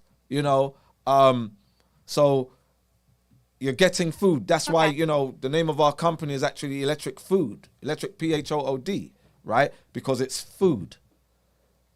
And we put it into a liquid form that you put under your tongue to go into your bloodstream so that it bypasses the digestive tract, which may corrupt and sometimes denature certain nutrients, right? So it goes straight into your bloodstream so that your body can efficiently utilize those chemicals, right? And give you the best outcomes. Absolutely. Okay. Perfect. Thank you. And then lastly, in the reassimilation meal plan, you guys talk about using tamarind. What form do you guys use if we don't have like fresh tamarind trees in Ohio? Like, do you guys use like a concentrate or a powder? Or? Tamarind. All right. So tamarind, you can go online, right? If you ain't got it locally, go online, go and buy the pulp. If you have any Indian, like East Indian, right? Grocers, they always have it. And then you can go and buy in the tamarind. powder form? You can buy, they have it in a pulp form. You can buy it. Or the raw, or in the raw form, right? You can get it because tamarind basically looks like peas. It's in a pod, right? It's in a pod with these big seeds, and then the pulp is around it. Now you can do that way where you go through the whole ritual, which is very therapeutic. But if you don't have much time on your hands, try to get the pulp. And there's sour tamarind, there's sweet tamarind, right? And they're basically the same. A few different little difference in all the full nutrients, but it's great for for producing heme, iron. All right. Perfect. Thank you guys so much. I appreciate it. Thank you, Courtney. Courtney, very quick one. How do you feel? You're day 12. I mean... Yeah, so today I'm feeling really good. Today is a really good day for me. Yesterday was a tough day. I was really hungry. And I had reached out to you. I was really struggling, but I've had some really good days, and I'm really glad that I did it. My skin, I already live a pretty good life as far as my diet goes, but I'm feeling good. Excellent. Looking forward to you continuing, and make sure you share how you feel or your posts. Make sure you tag us on your posts. Hashtag Definitely. The Great Black Detox at Dr. Amsterdam, Mr. Breaks, and we will share. We'll follow you back. Thank you, Courtney. Thank you, Courtney. Miss Nadira, always drinking that cup of, what is that? Chocolate, coffee? That's a camera. I got is that a camera? That's my camera. What kind of camera is that? He's going blind, everybody. You got to take Vision RX, my friend. I take it. Doesn't work. Yeah, it's a Canon. Good. We're a Canon shop until we're not. You're a Canon shop, you said? Well, we use Canon. We use Black Magic. Yeah, and our phones. Black Magic's okay. Uh-oh. But I like the Canon for now. Yeah. So I do have two separate questions. The first question is, are some women predisposed to getting more like fibroids than others? Because I noticed like when I talk to other women in my family who've had them, ours are usually not small, and we get like maybe 3 or 4 of them, but they're big. And then I've heard on the call, there's some women who get like multiple small ones. So is that some sort of predisposition, or is it just the estrogen filtering into everybody? Well, I mean, so you all right. So the predisposition is that you have your genetics that's passed down, and it's about gene expression. Now we know about the polymorphism with black people for estrogen receptor alpha, right? That we express, our receptors are extremely sensitive, has a great affinity to estrogen as black people, and that will vary due to different other factors of genes, right? That we may be expressing. So some people are going to express as black people more, right, of that ER alpha. Then there's the aromatization process, right, which is the CYP19A1 cytochrome, which is the production of the aromatase enzyme, which converts androgens into estrogens. So some people will express that more. And then it gets, when they're converted into estrogens, right? We then exacerbate the effects through the estrogen receptors, right? So genetics play a major role. But then it's like, all right, through epigenetics, through environment, and what we actually expose ourselves to, what we ingest, that is also a factor, right? So the environment where your family has grown up, that environment and your eating habits also play, your bathing habits, what snacks your family have, right? A lot of traits are actually in our lifestyles, right? So that means that there is how you, through your genes, all right, with estrogen dominance, how is that going to play out through my genes, right? And in your family, large fibroids, maybe not large in numbers, but large in the amount. I mean, large in size, right? Yeah. Large in size. So that's how your family's genes are being expressed through dysfunction, though. It's something dysfunctional, how it's going to be expressed by way of tumor, right? So that's why, that's where really all right, do you have this in your family? Where that comes from. It's not that fibroids runs in the family. It's like, this is what's going to happen to your family when you expose yourself to these toxins, right? So you might be in an environment where there's some kind of factory, or you might be living in a house where there are, where you use certain chemicals, where there are pollutants in the chemicals, in the detergents. I interrupt you really quick. So even if it's so if it's just like, my sister, for example, right? We have this, well, I have more than she does now. But then if I have a cousin who's like a second cousin, we did not grow up in the same house, and the same thing happened to her, like where hers, like she had to have surgery to get it out because it was so big, it like pushed through her navel. Right. Like, so but let me ask you this though, did that happen to you, that it pushed through your navel? No, right. So but you see, she's expressing, I remember she's also, all right, so polymorphism is what's shared. as black people, we share this polymorphism. We share this expression and upregulation of estrogen. Now, some people have fibroids, endometriosis, thyroid issues, and PCOS. Some women, it goes all out. Their estrogen dominance is expressed through every dysfunction. And they're prone to breast cancer and cervical cancer. Some women have it all. Like, they're riddled with disease and dysfunction, right? So the woman who has adenomyosis and fibroids and PCOS can't have children, right? Has infertility. She looks at a woman who has 4 large fibroids and say, man, I wish I was you.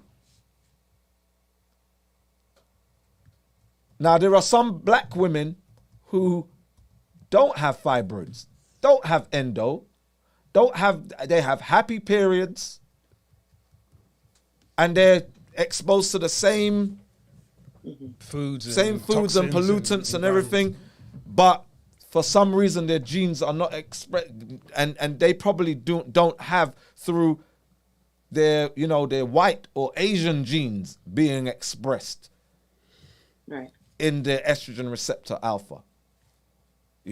So family means familiar. So any relations, it means that you share more of the same genes, genetics. Okay. Understood. And then even with fibroids, it's where those fibroids grow. Are they mucosal, submucosal, intramural? Are they pedunculated? So there's different ways how even fibroids are expressed down to genes. Okay.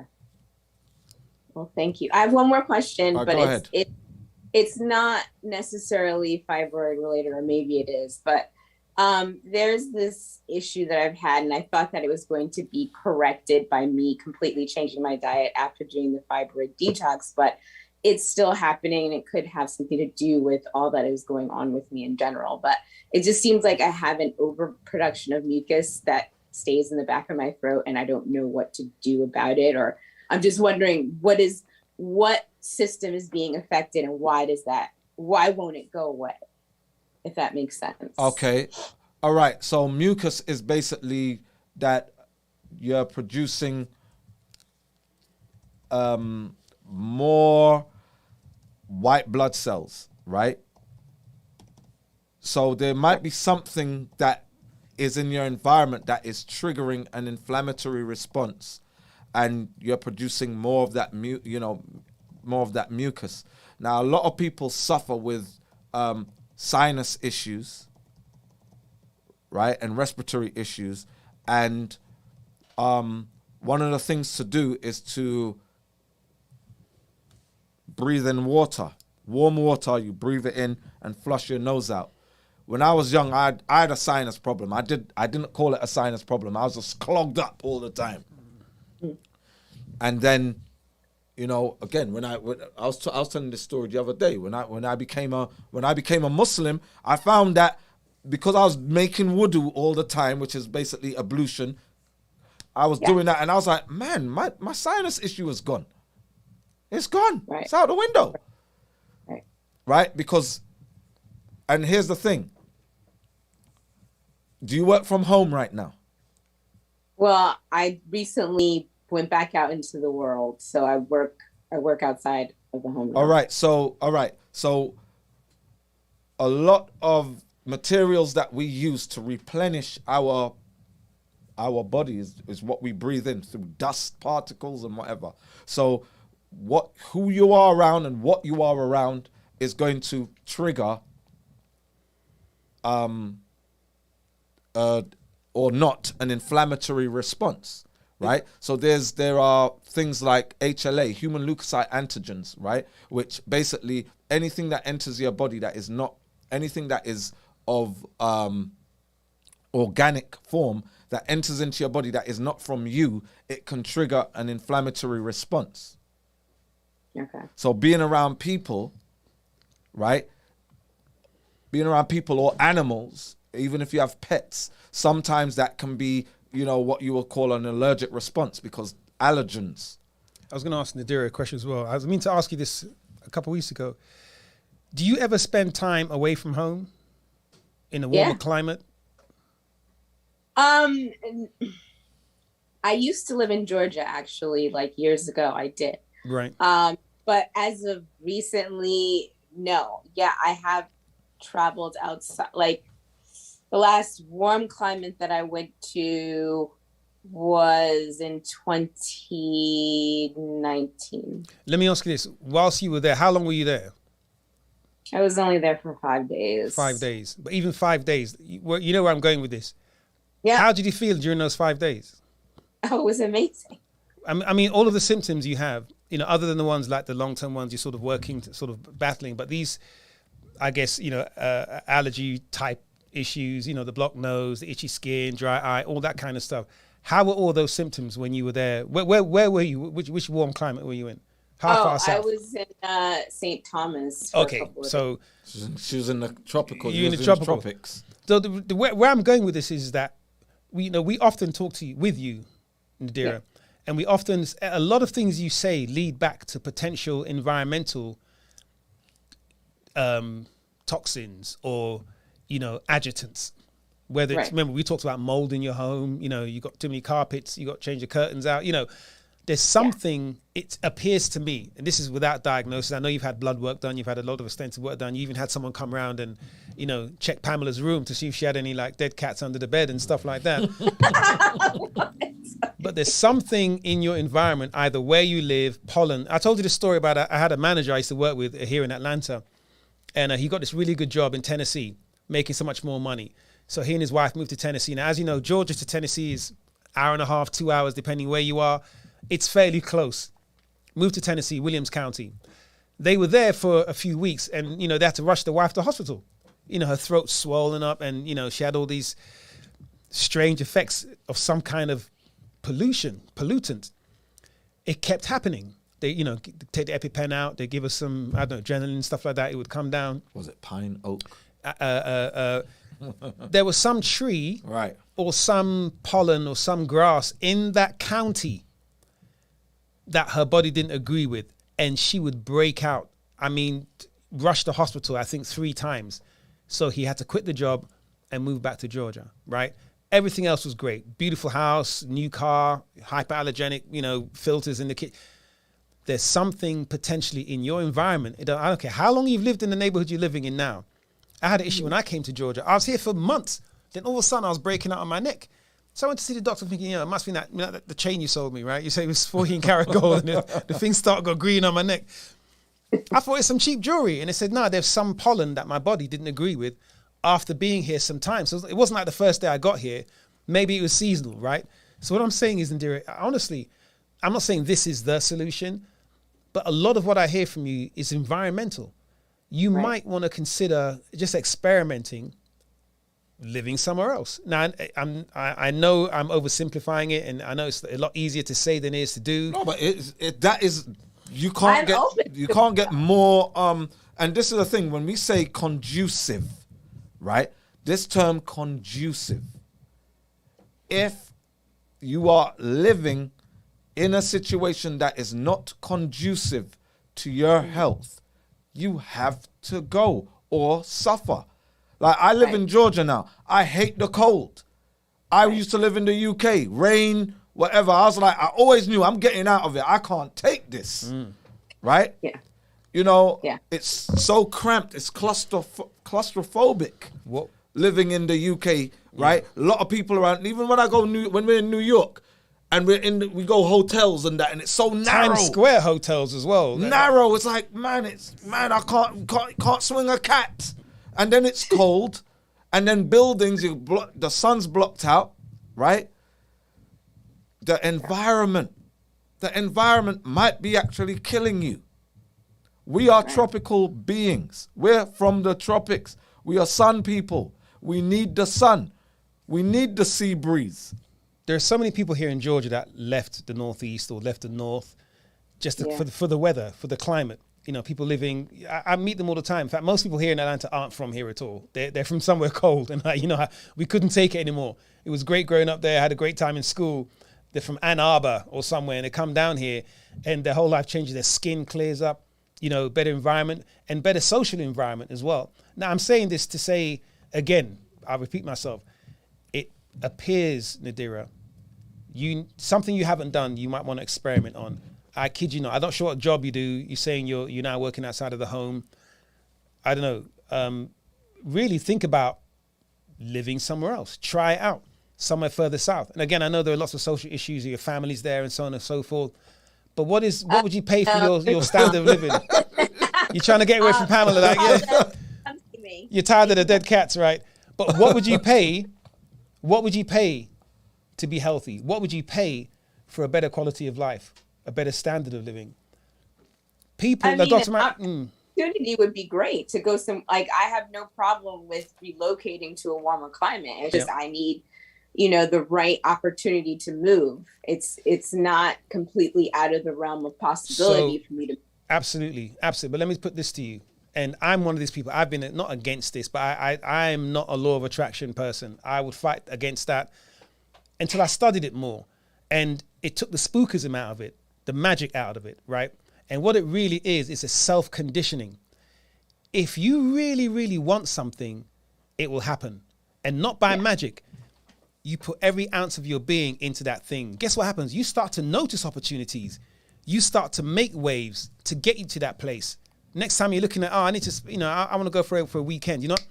I'm going to go somewhere warm. Sounds like voodoo to me. Next time you got a few $100s in your pocket you want to spend. So I'm not going to buy that purse.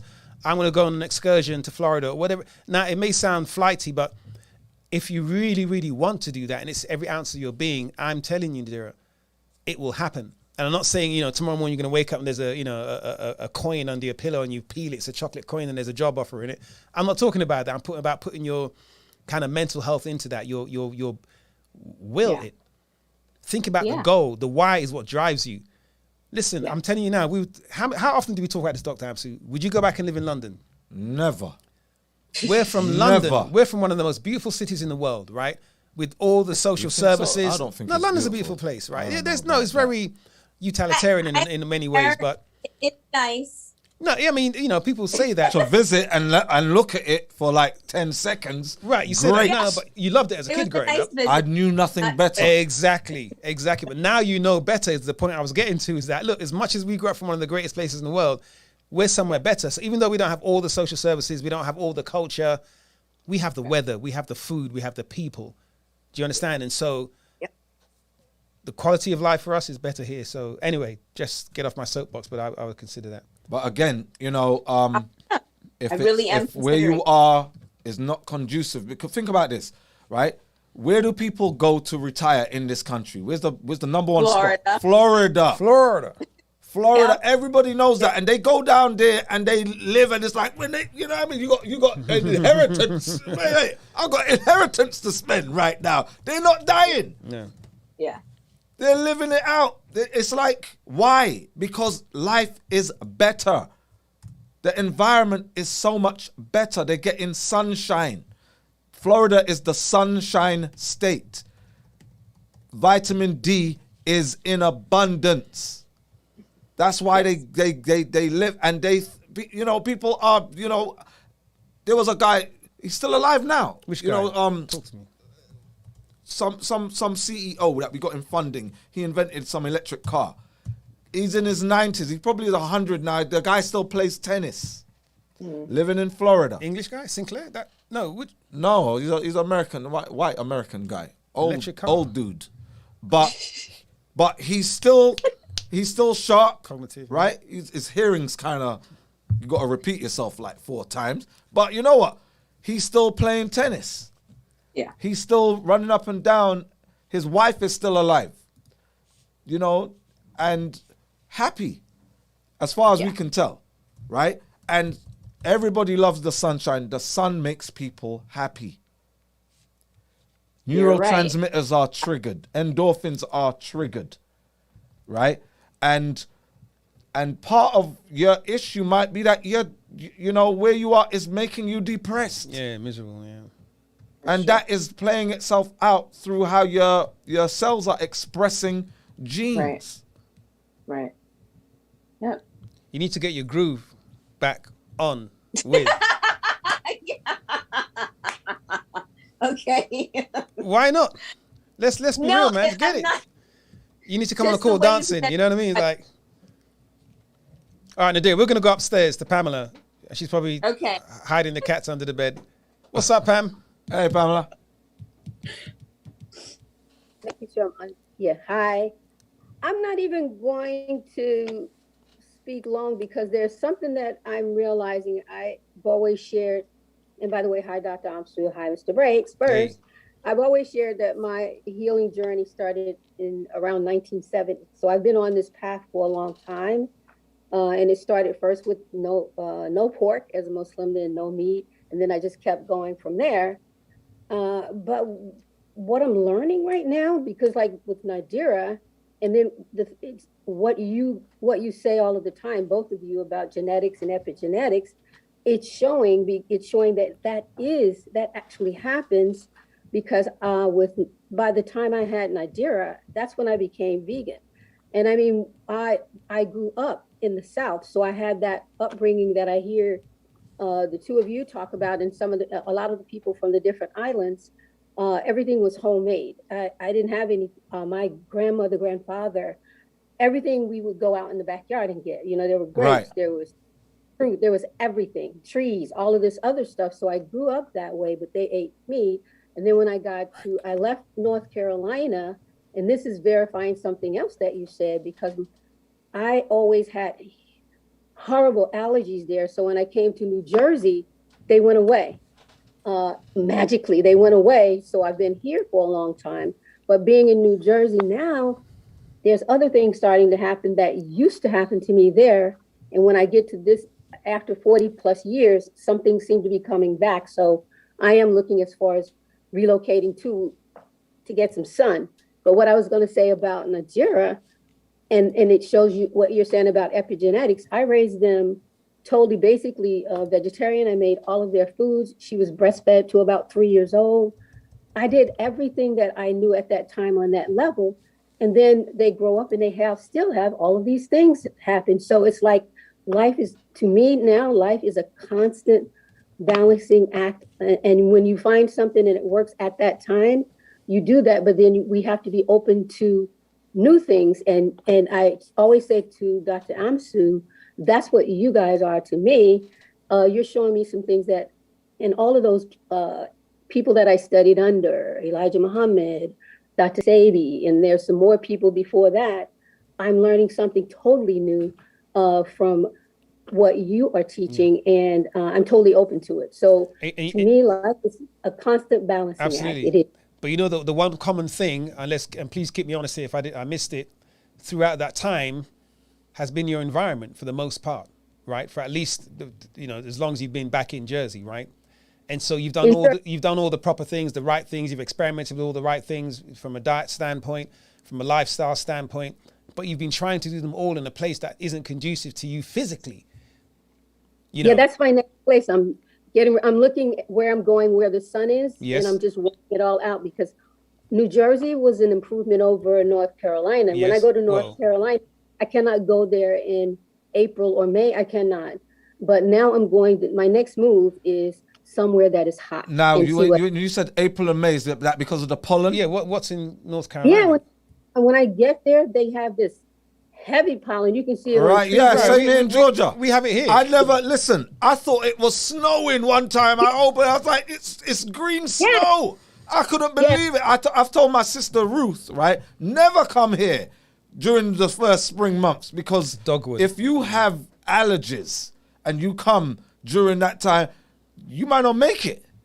Exactly. It's terrible. I know people, I remember in the UK, people who had hay fever, and you'd see their eyes kind of swell up. If they ever came to Georgia, if that particular pollen. But there's so much different types of pollen. Like, as a child, I thought pollen was just pollen. I didn't know you was getting different pollen from different type of chemicals being released by different trees. Exactly, yeah.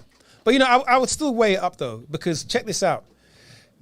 Is there a place in the world you can live 365 days of the year, you know, and naked without shoes, and you know, you be, you know, copacetic every single day? I don't know. There may be, but it probably isn't somewhere that's heavily populated, right? You got to weigh up your options. Do you want to be sick all year, or have a couple months where you're a bit sneezy? But guess what? Maybe April, whatever, you know, you go to Jersey and go and visit wherever, you know. You got to weigh up the whole thing. 12 months in a year. I'm sick all 12 months in Jersey, or I can go somewhere and, you know, have to deal with some pollen, or maybe during those months go to Florida and water surf or something. I don't know. Weigh it all up. But you know, if we're looking for perfection, 100% accept, you'll die before you find it. Exactly. Okay, but I think if you have the right supplementation, the right diet, the right exercise, and you live in the right environment, you're way closer to that perfection than you would be doing all the good things in a bad environment, or living in a great environment and doing all the bad things. There's people in Jamaica, St. Thomas and the Virgin Islands, with obesity, high blood pressure, because guess what? They live in paradise, but they're eating Kentucky. So just living in paradise isn't enough. It's holistic. So you have to combine eating and doing the right things with being in the right place. Good. Thank you. Thank you, Pamela. You're welcome. Sister Royalty. I've been waiting all day to say that. Right? How do you say that? Because you're Jamaican. Royalty. That's Royalty. Yeah, man. That's the hate emphasize because yeah. Yeah. Yeah, is in there. Hello. Good evening. Good evening. Yeah. So I was on last week. But yeah, I had my other name in on the thing as well as royalty. But I've got a few more questions to ask actually, just regarding the detoxes. Okay. Because you said on my behalf and you know, at least two other people, so just a combination of questions really, as they'll be thinking of which supplements to take along with the 14-day detox. So really simply, we're UK based, of course, and we've seen that there's different delivery options. One option says first class mail. So I was wondering if that, you know, how long that one takes. I would imagine that's the longest. Yeah, that takes the longest. Yes. Yeah. Do you know how long that is? How long's a piece of string? All right. No, I mean 6 to 10 business days, right? So and usually it will be, you know, like around 8 business days. So let's just say 2 weeks. Mhm. Okay. Cool. Fine, thank you. And okay, so you've got different packages of 2 ounces and 4 ounce supplements. How long does a course of 2 ounce supplements last and 4 ounce supplements last? All right, so 2 ounce will last around 35 days. 4 ounce will last around 70 days. Okay, so that's like 1 to 2 months or just over. Yeah. Okay, great, thank you. And for the high blood pressure detox, I don't know if this is incorrect what I've got here. I've got high blood pressure detox and or the Great Black Fat Detox. You got 2 ounce supplements for men and 4 ounce for women. Is there a reason why it's 2 ounces for men, but up to 4 ounces for women? All right. So the actual detoxes, are 2 ounce. They should be 2 ounce, right? Where we have, I don't know why. Why do we have 4 ounce? Say what do we have 4 ounce in, like the Great Black Fat Detox? Yes, I believe it's the Great Black Fat Detox and possibly the high blood pressure one. All right, so Deep Vein, right, is a supplement that we have for high blood pressure, right? And that comes in 2 ounce and 4 ounce. And what it is that, most of the time men don't buy 4 ounce Deep Vein; they buy 2 ounce. So it's basically just down to men not wanting the 4 ounce. And I think we might have just removed the skew. Well, we can put it back, or they can buy 2 ounces. Right. Or okay. we'll put it back. We'll put back the 4 ounce, but with Lipo RX, it's in both 2 ounce and 4 ounce. Right. It's in both 2 ounce and 4 ounce. So I think it must be the deep vein, because deep vein is in male and female. All right. Okay. Thank you. So, so when you continue the detox after, that means that you have to buy the 2 ounce packages every month or so. Then, is that, would you like consistently take them every day? Yeah. Right. Okay. All right. And then we were talking about like kidney detox. I don't know if that's what it's called, or like a kidney kind of cleanse. Kidney RX. Yeah. Okay. So yeah. So I remember a lady on the show was saying that, you know, she felt really great after taking it. And when I did a raw food kind of raw food fast stroke detox with a kidney cleanse, I felt the most energized then.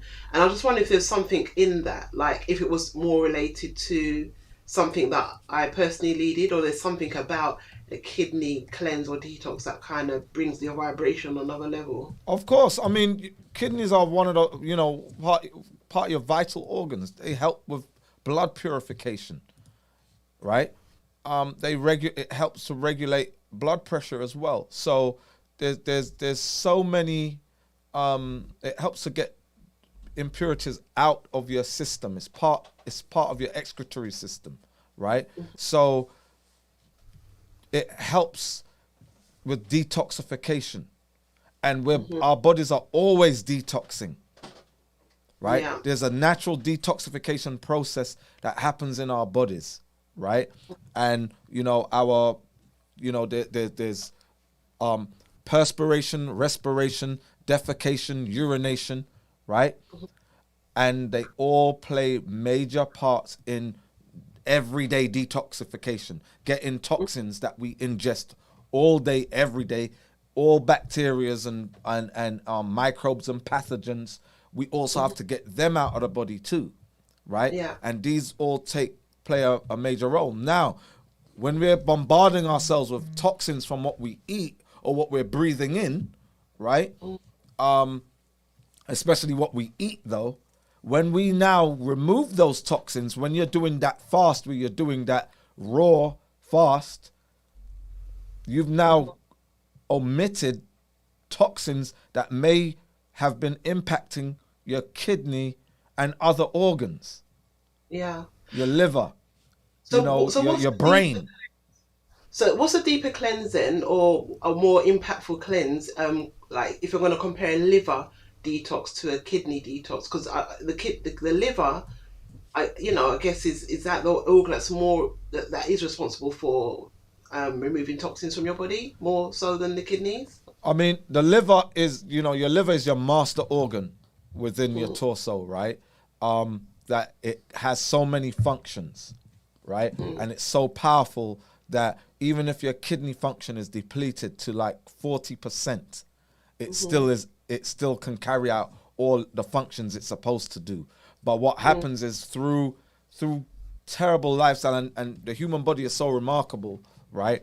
That we have these organs that can function even at, at 30-40% utilization, they still function. But there are things like inflammatory cells, right? AGEs, advanced glycation end products, and that erode, cause dysfunction and that inflammation, where we actually start to destroy hepatic cells, right? We destroy renal cells, right?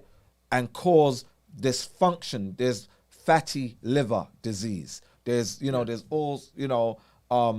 cirrhosis or cirrhosis, right? When it comes to your liver, these conditions that we build up over years of battering our bodies with these toxins. So when we do these fasts, right, and basically abstain, that's what fasting is. It's abstaining from whatever. If it's a liquid fast, then you abstain from eating foods. Within those foods that you normally eat, there's a whole shitload of toxins that attacks your body, that creates an inflammatory response, and then it's your own pro-inflammatory cells that do the damage. So there are toxins and poisons that can do your body damage, but more time it's the response to these toxins and microbes and pathogens that cause, severe illness and even death. So when you did that kidney cleanse, right, it doesn't just do your kidney, it also has an impact on other organs as well. Yeah. So when your kidneys are functioning right, your kidneys can now assist other vital organs. Yeah. So if you do like a liver cleanse and you don't get the same result as somebody else, like as someone else has done the liver cleanse, is there something to be concerned about? What is that? No, saying? I mean it's epigenetics, but see, we don't do like, we have our detoxes, and our detoxes are basically to try to get as much toxins out of the body, right? If somebody has a condition now, like our kidney RX is more for somebody who has a kidney disorder, a kidney disease. Whereas liver RX is, detox, and it also aids the kidneys. If you just need to detox, a general detox, the liver RX, blood RX, essence, and the chlorynga, what's in the chlorynga, is going to give your body nutrients while you get rid and help to get rid of toxins. But when you have, if you have a liver disease, we have hepagen, which is for kidney disorders. Like, all right, your hepatic cells are out of whack. They're being disrupted. They're at dis-ease. So we now have to start to rebuild hepatic cells. Yeah. Right? So there's a difference between liver RX and hepagen. They're both for the liver, but one is for more severe chronic condition, whereas one is basically maintenance. Like, you're going for an oil change for your car, it's an oil change, and you might get your engine tuned up a little. But if you have, the light comes on, service engine soon, or, you got that light come on and they put the computer in it and it starts telling you, right, your O2 sensors and all kinds of stuff, the usual ones that you get. That's the only one I can remember right now, right? Now you need to change some parts. Something has become dysfunctional and you have to change. Something has to be done, right? Outside of an oil change or, maintenance. So liver, blood, and that are maintenance detoxes. But when you have an issue, like if you have high blood pressure, if you have diabetes, that's where we have specialized supplements for those conditions. Okay. So thank you for that, Dr. Amity. I've got a few more questions just regarding different supplements. So last week you were saying, I told you about this 80-year-old lady, well, she's probably mid to late 80s. Right. Who has a stent, and it's PA, the condition is peripheral artery disease. Okay. In the leg or legs. And so she's not obese, and I think you recommended a 30-day fast. And no, would she need a 30-day fast and deep vein? Yes. Deep vein. 30-day fruit fast. Yes. Okay. And can the fruit fast be started before the supplements arrive, or would they? Yeah, she can start eating, because if she eats meat right now, right, and she eats starches, right, and remember the West Indian diet in the UK is different to a West Indian diet, or how it affects you is different because of the environment that we've been talking about, right? So if you live in an environment where you're constantly bombarded with UVB, your vitamin D levels are going to be sky high, and they take away from, they inhibit pro-inflammatory cells, right? But if you're in the UK and you're eating starch, you're eating rice and peas and chicken and oxtail, these inflammatory foods, but you don't have no vitamin D in throughout the whole winter. And probably in the UK, The whole year. made up the whole year. It's like it's some maga vitamin D levels you're getting, right? It's a whole different experience. Yeah. Is vitamin D included in the supplements that go with the fruit fast? No. Right now, the only, and correct me if I'm wrong, Mikey, but the only one we have that in is in the Great Black Virus Detox. RSVP, I think. Great Black Virus Detox is D3, but Yeah. we try to push D3 on everybody who's outside of 35 degrees latitude, because we know they're not getting it right now. They're not getting that I actually right now. take a vitamin D. Sorry, I'll cut you there. I actually take a vitamin D supplement. It's D3 plus K or K2. Okay, yeah, that's good. Yeah, and I had a blood test done, and the GP said that my vitamin D level is, significantly higher than the average. He said the average is like 50. Right. So mine was 200, over 200. All right. And so I just thought, but he didn't say that I had to stop taking, Right, I know, because it's not really gonna harm you like that. It's not gonna harm you, and that's the thing, is that we try to it's like we drum it home. Most people on the planet are vitamin D, but more so black people, and then more so black women. So all the reproductive issues that black women suffer from, vitamin D deficiency plays a major role in that. Major. The depression, the anxiety, right? Mental illness, vitamin D deficiency plays a major role in that. So people who have normal and excessive vitamin D levels are usually those who can handle trauma better, because they have the resources to handle it better. So they're more level-headed. They're not erratic. Yeah, I hear you.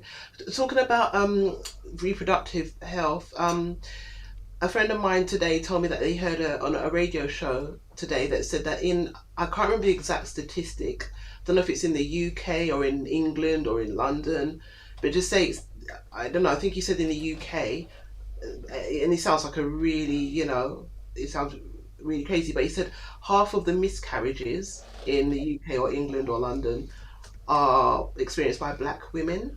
Half. So considering from what I know, I think black people make up something like 7% of the UK population. Them numbers are crazy. And 25% of the London population, I think. It might be a bit more. So the fact that half of miscarriages, but the thing is, what he said was they gave what to me was a disparaging reason as to why black and Asian women, because they mentioned Asian in the last part, and I don't even want to repeat what they said. Experienced miscarriages. I just wanted to get your, any insight you might have on that. Yeah, absolutely. Now, Mikey, chime in here as well, right? There is medical apartheid going on across the world, where our anatomies are not being utilized when they are testing procedures, right? The way how we're being handled in medical care is not the same as white people. They think we're animals. They think we're robust, that we're more resilient, that we can be treated harsher and we make it through. Number one, right? The anesthetics that are used, the pharmaceuticals, the medications are not tested on black anatomy, on black biology, right?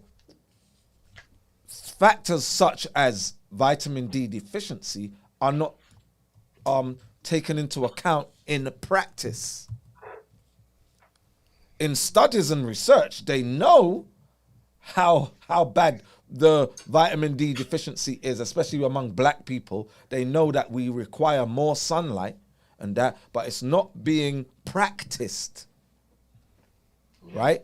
So, and other factors, there's so many other cofactors, but the stress and trauma that black women are subjected to. And, you know, there are studies about the impact of racism, the impact of, you know, not being yourself through the racist process.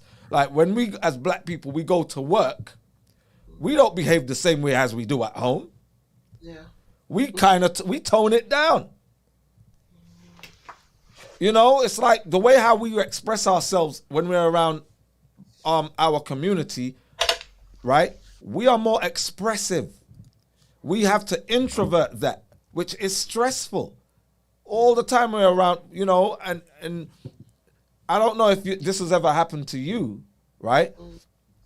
Where you get pulled up by it, you know, you get that HR meeting. It's like, you know, you got to tone it down, Nigel. Right. You know, it's intimidating. You know, we have to become somebody else. We even have to speak differently. Yeah. Around, you know, white people. We have to speak differently in a Eurocentric environment, right? Yeah. So we have, you know, and we're even derogatory about our culture, where we say, man, I got to get ratchet. It's self-deprecation, isn't it? Right? So when we're around them, we're on our best behavior, but it's unnatural and it's stressful to have to do that. I think what it is say the non-acceptance of, say, different cultures or ways. So you have to, as I say, if you're in Rome, Jerusalem, you just got to be like them. It's more, they feel more comfortable if you're just like how they are. I think that's what it is. It's like a lack of acceptance of, you know, say other cultures. But you know, sis, it's a cross we have to bear to an extent. Because I'll be honest with you, I don't think there's any country or culture in the world that ingests cultures in minorities and then adjust themselves to fit that culture whenever they're around. It's not really going to happen. Just know that it's something you have to contend with. I think what Dr. Amps is saying, and I know you're not disagreeing, is that it's extra baggage. It's extra stuff. It's extra stuff we have to bear. Yeah. You know, you're always on your best. You have to walk a certain way, talk a certain way, dress a certain way, eat with a knife and fork a certain way. Don't pick certain things from the menu. Don't say certain things. Don't bust jokes. Don't respond things the way you want to do, you know, naturally. Let's not talk about hair. Let's not talk about hair. Oh, let's not talk about hair. That's why I cut my hair off, because of trauma of having to wear my beautiful locks in an afro. I mean is like black women, and how, you know, how if you're in a so-called professional environment, what is accepted as looking professional. Yep. You know, I don't know if it's so much the same in America, but I'd say in the UK, you know, there is basically straight hair, weave, whatever, and that's seen as more professional. Yeah. And it's said it's actually, well, you know, and again, I'm not being fair to the society or to white people. It's not. I don't think it's even about that, but it's funny because we're always sitting on that side of the fence.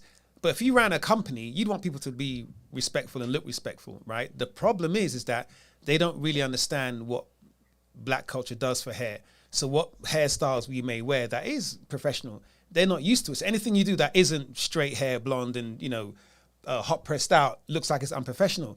So there's lack of education. And once they understand that, you know, when we wear our hair a certain way, that is well kept and professional. So it's about an education thing. But yes, I wouldn't want to employ someone's hairs all over the place. And I know you're not saying that, but I'm saying is that, so it's really a lack of education in that part on both sides, more so on them, because they're the ones that control HR, and you get sacked because you didn't wear your hair a certain way or you didn't dress a certain way, but it was culturally appropriate for you, but they didn't understand it. I bring that up because I was thinking about Sikhs.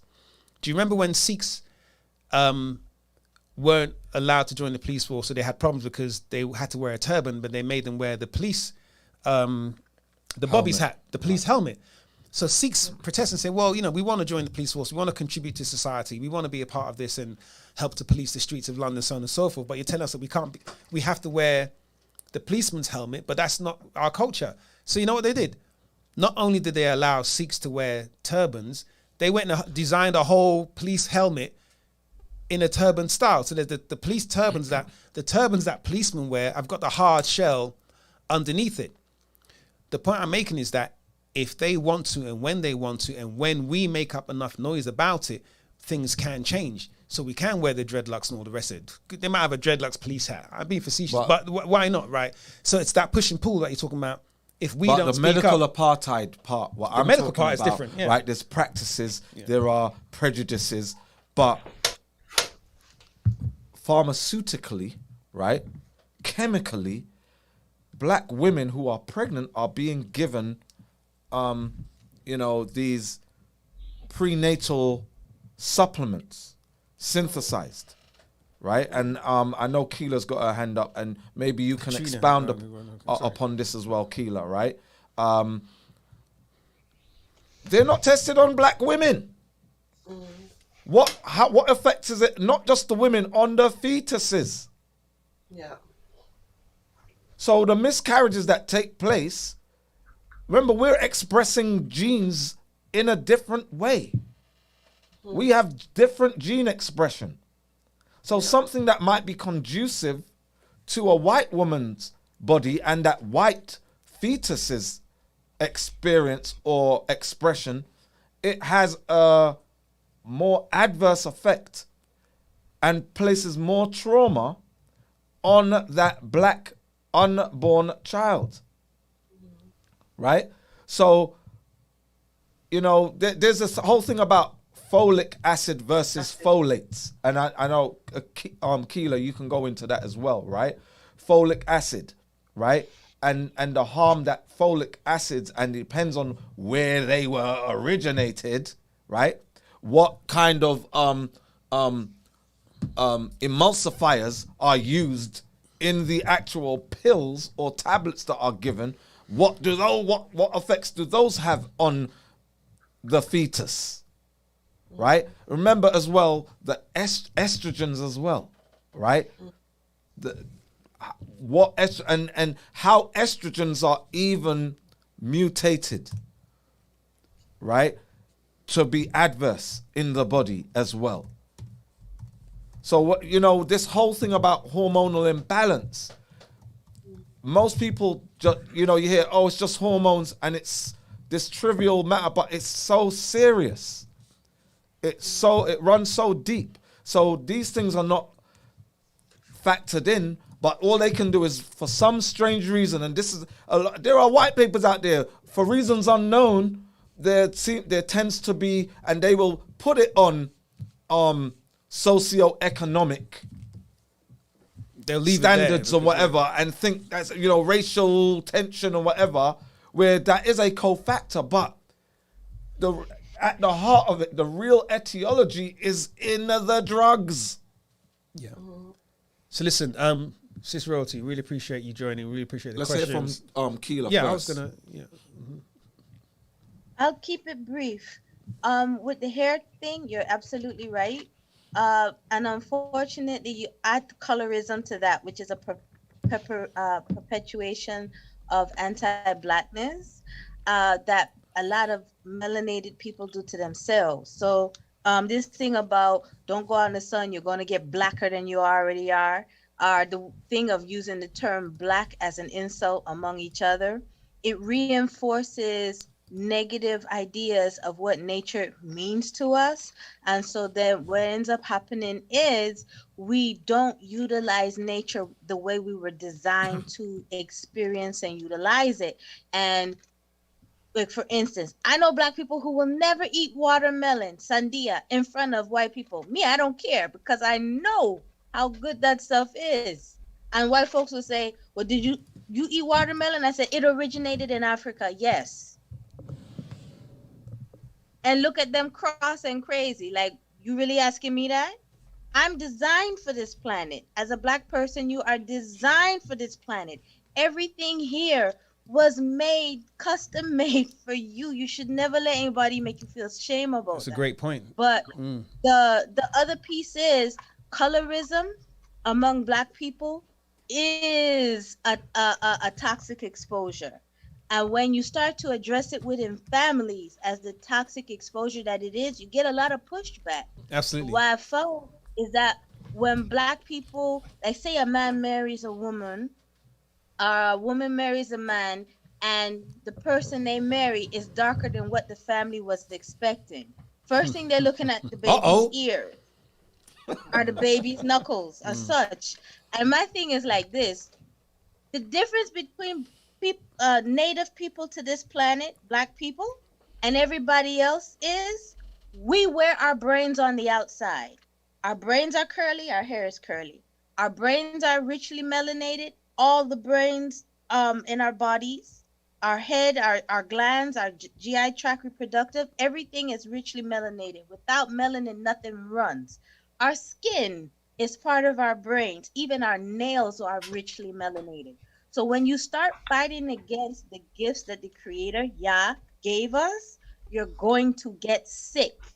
So you have to remove the sickness from your mind, because the thing is, like, I never forget, I have a lot of uncles. And one of the things I remember being said, they knew who their friends were from who weren't. Because if a so-called friend talks stink about one of my uncle's current girlfriend, he recognized, oh, it's not that the girl is bad. He wants a girl, but he wants me to devalue her first so that he can pick her up. Racism operates the same way. Yeah. If I can get you to devalue the gifts that your parents gave you, you will forfeit your birthright and inheritance, but then you won't be able to recover it. Right. All you have to do is look in Bereshit for that. So medicine and health operate in the same vein. Absolutely. Right. Very well said as usual. Thank you, Dr. Keita, for that. Thank you. So listen, again, Sister Royalty, thank you for joining. Make sure you join back. Love the questions, love the conversation. We've actually gone over time, but I want to hear from Sister Katrina's had her hand up for a little while. Katrina? Hi, my sister would like to ask a question, please. Okay. Her name is Laverne. Go ahead, Laverne. You want to ask me about the 14-day and 7-day fast? I'd like to know about the 7-day fast and hair shedding every day. Okay. So your hair is shedding every day? Yes. Okay. Have you seen anybody about that? Have you seen any kind of specialist, dermatologist? No. Okay, all right. So one thing that we don't do here is when somebody gives us a symptom, to try to diagnose it, because it could be anything. It could be a nervous disorder. It could be the range of the etiology with an outcome is too vast. It's too vague. So we can only start talking about, okay, these are the best nutrients for you to utilize once we know for sure what it is. Now, we do have supplements for hair and skin. We have Derma In, we have Derma Out, we have Fountain, we have Neuroplex, we have D3, but it might be another, hair falling out. It can be anything. So because we like to treat actual conditions like the root cause, the etiology, what's the root of this situation, right? We don't like to say, right, oh, your hair's falling out, here, take this thing. It's like, all right, what's actually going on with you? So utilize the technology that's out there to find out exactly what it is, right? Some women, when they're going through, and I don't know how old you are. How old are you? 65. All right.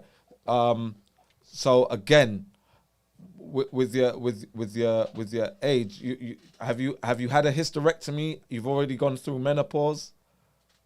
And I wanted to ask you about the hot flashes excessively. All right. So there's a depletion in hormones, right, in your body that is a major factor as well. But what you need to do is find out, because I'm not gonna say it could be related to such and such and give you the scares, right? But go and find out, because you'll probably, if you get blood work done and all that kind of stuff, do a full examination, right? do go through all the tests, blood work, oat test, urine test, everything, stool test, everything, right? So that they can determine exactly, give you all the levels and all that, let you know what you're deficient in and what have you, so that you know for sure what's going on. Now, when they start to tell you about, all right, here's what you need for treatments, that's where it's like you can turn around and say, well, I don't want to do that. But Okay. utilize So what they have. Okay, what specialist would you recommend? I mean, I started off by saying dermatologist, right? But because of your age, it could be a number of things. You're going through hot flashes and everything. So do definitely have blood work done. Let them know you want hormone tests. Okay. All right. So you're not saying through my regular doctor. Is there No, anybody else that- you're regular. Remember, you said it. Regular doctor. Your regular doctor is regular. But not an expert. they can order tests. Right, they can. Right, your regular doctor can order tests, and and even take your blood and send it to labs where they can do tests, and from results he can then refer you to specialists to look further. Anything out of his or her scope, they can make referrals. But I think she goes to an endocrinologist, she'll get closer to the source. Right, there you go. If you actually go to an endocrinologist with the correct apparatus and the supporting staff and labs and that's a great start. Yeah. Okay, endocrinologist. Okay. All right, so I'll look that up. The difference between the 7 and the 14 day. And what's the difference between the 7-day and the 14-day fast? All right, the 7 day is that's our mini fast, right? It's an intermittent fast where you are allowed to eat. There are 2 supplements involved in that. If you're a woman, it's Essence and Digest, right? And it's basically like a once over. It's almost like, it's like that oil change I was talking about, where all you did was you went and had your oil changed. You didn't get your air filters done or anything. You just had your oil changed, right? Mm-hmm. So it's more of if people who are on a good diet, who are already on a good diet, they've done deep cleansing and all that before, and they have a very good healthy lifestyle. They can detox one week out of every month. 1 week out of every 2 months, I'm gonna get in a mini cleanse. The good thing about the mini cleanse, though, is that even though it's not as aggressive as the 14 or the 30, it does introduce those supplements. Right. So even if you just stop eating food as much for a week, you won't be getting the supplements in. And, you're going to do a bunch of smoothies and all that. You won't get the benefits of those because we talk about the mastication and so on and so forth. So, yes, it's a shorter, lighter detox that you're allowed to eat a small window, but you do get the supplements. So the 7's there are 2 supplements, and one is Essence, and Essence is about hormonal balance. Right. So it's providing your body with nutrients to help with correct regulation of hormones. Yeah. Now the Digest helps your digestive tract, helps the gut flora. Now the 14 is the one, right? It's the one that's most impactful for most people, regardless of how well you think you've been eating. Because we all know very few people don't have any stored fat, any visceral fat, any toxins in their body. We all do. If you've been eating a standard American diet or most food you get in most places in this country, unless you've been living on a farm somewhere, growing all your own organic foods, drinking the best waters, which is, 0.0001% of the population, you're going to have toxins in your body that need to be taken out. Simply drinking juices or, just abstaining from food for a couple of days is okay, but it's not going to get there because you're not going to have the nutrients in your body to get into the cells, to encourage your cells to pull the toxins out, to flush them out.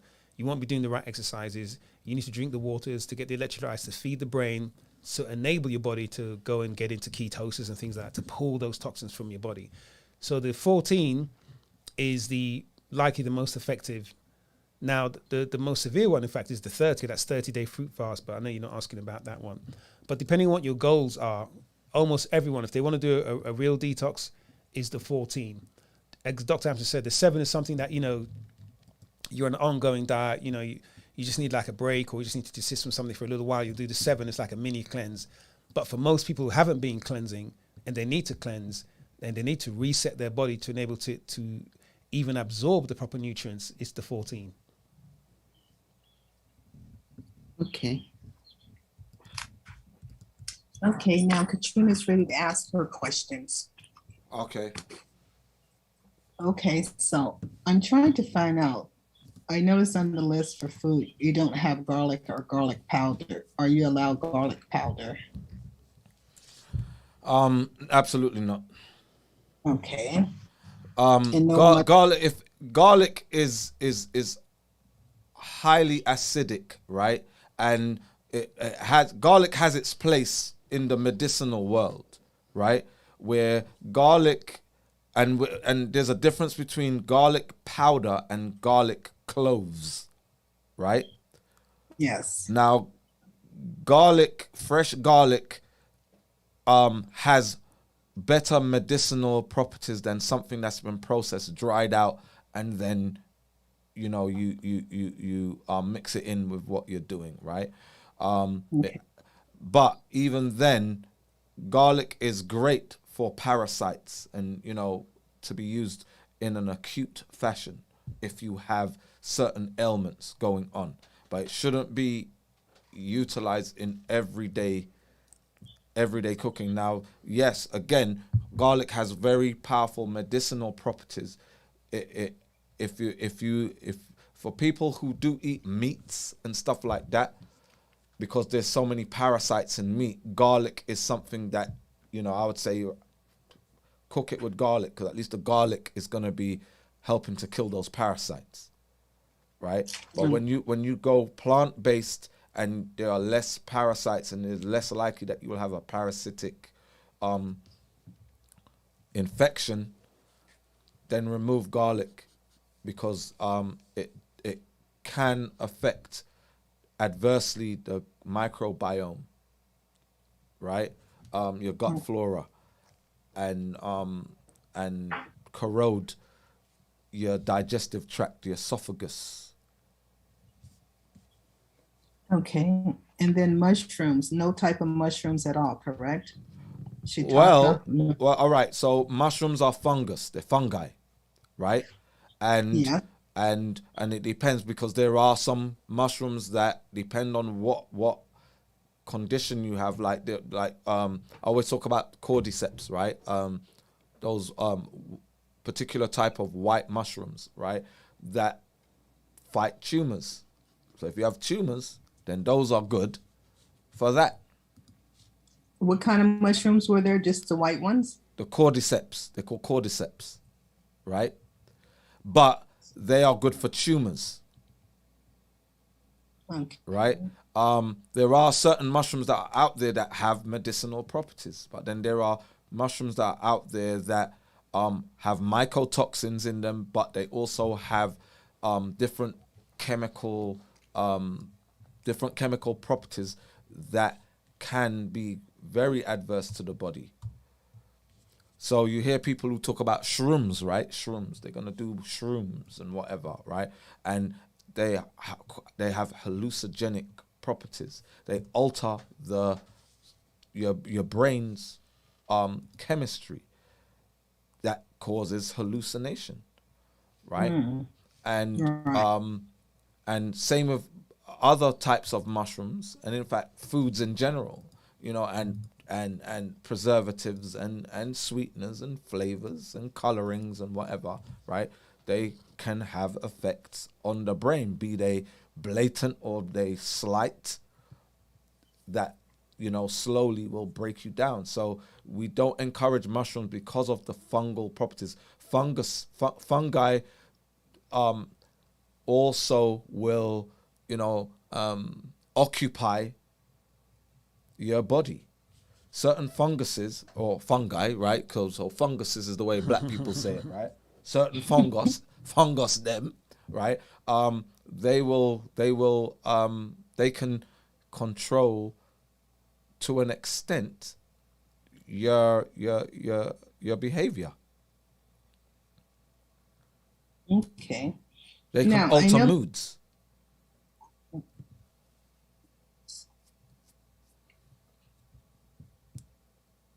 Okay, I noticed on the list you say millet spaghetti. I'm having a hard time finding that. So if it's a noodle and the package says millet noodles or anything like that, is that okay as long as it say millet on it? Yeah, I mean, yeah, millets are great. But the only thing that that even though we've got that there, you know, we put in certain things as replacements when people are used to their pastas and all that, and it's like a replacement. But one thing that we don't like is that, you know, noodles are processed foods. I see. So if you let's just say you buy zucchini noodles, it's zucchini that just looks that some, you know, that they've it's just zucchini, right? And it's the way how it's been peeled, it gives it, you know, the shape of noodles. So zucchini noodles are cool. When you start dealing with millet, it's like, all right, what other ingredients are in there? Make sure, you know, because you have I've been so many places, right, where they have health sections, and you have cereals and you have chips and you have pastas and whatnot. But when you read the ingredients, they got like flax up in there. They got modified cornstarch, right?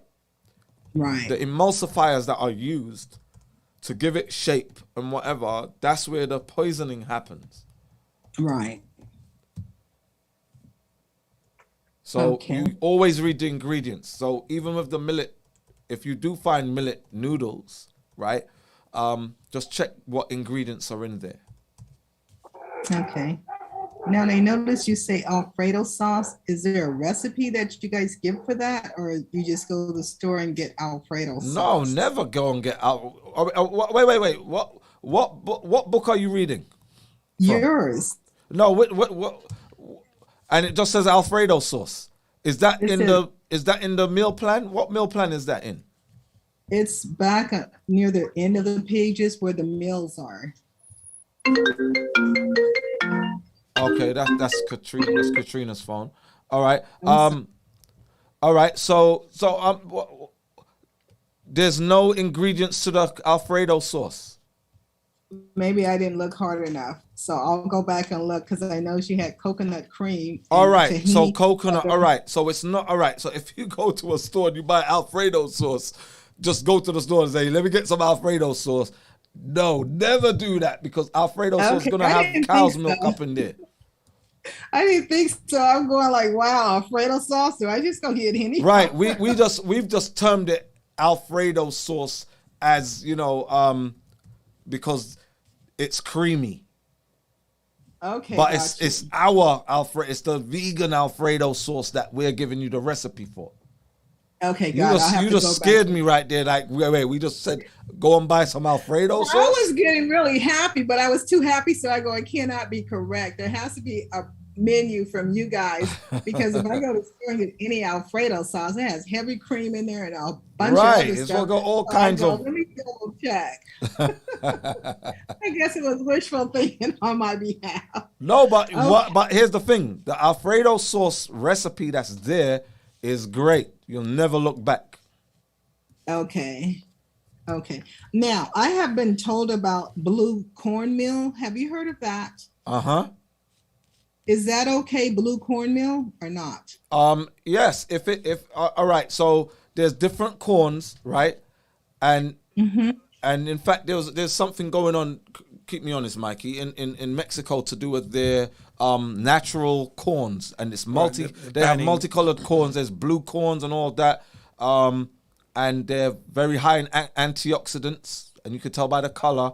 So there's cornmeal that is the yellow cornmeal that we don't recommend, but cornmeal is basically dried corn, and as long as it isn't check the ingredients though, because you know when something is industrialized, that's where now there's other stuff added. You know, they don't just cut cocaine. Everything's Right. being cut. Okay. Now, my other question is, I'm in California, so getting watermelon with seeds is very difficult. So if it has white seeds, is that okay or not? Nope. Okay, so we need the one with the black seeds. Okay. Yes. Okay, and then you speak about eliminating food from the diet on page 18, and then you said at one point you can add it back in. So is that because a person's on the estrogen fast? Right. So Okay.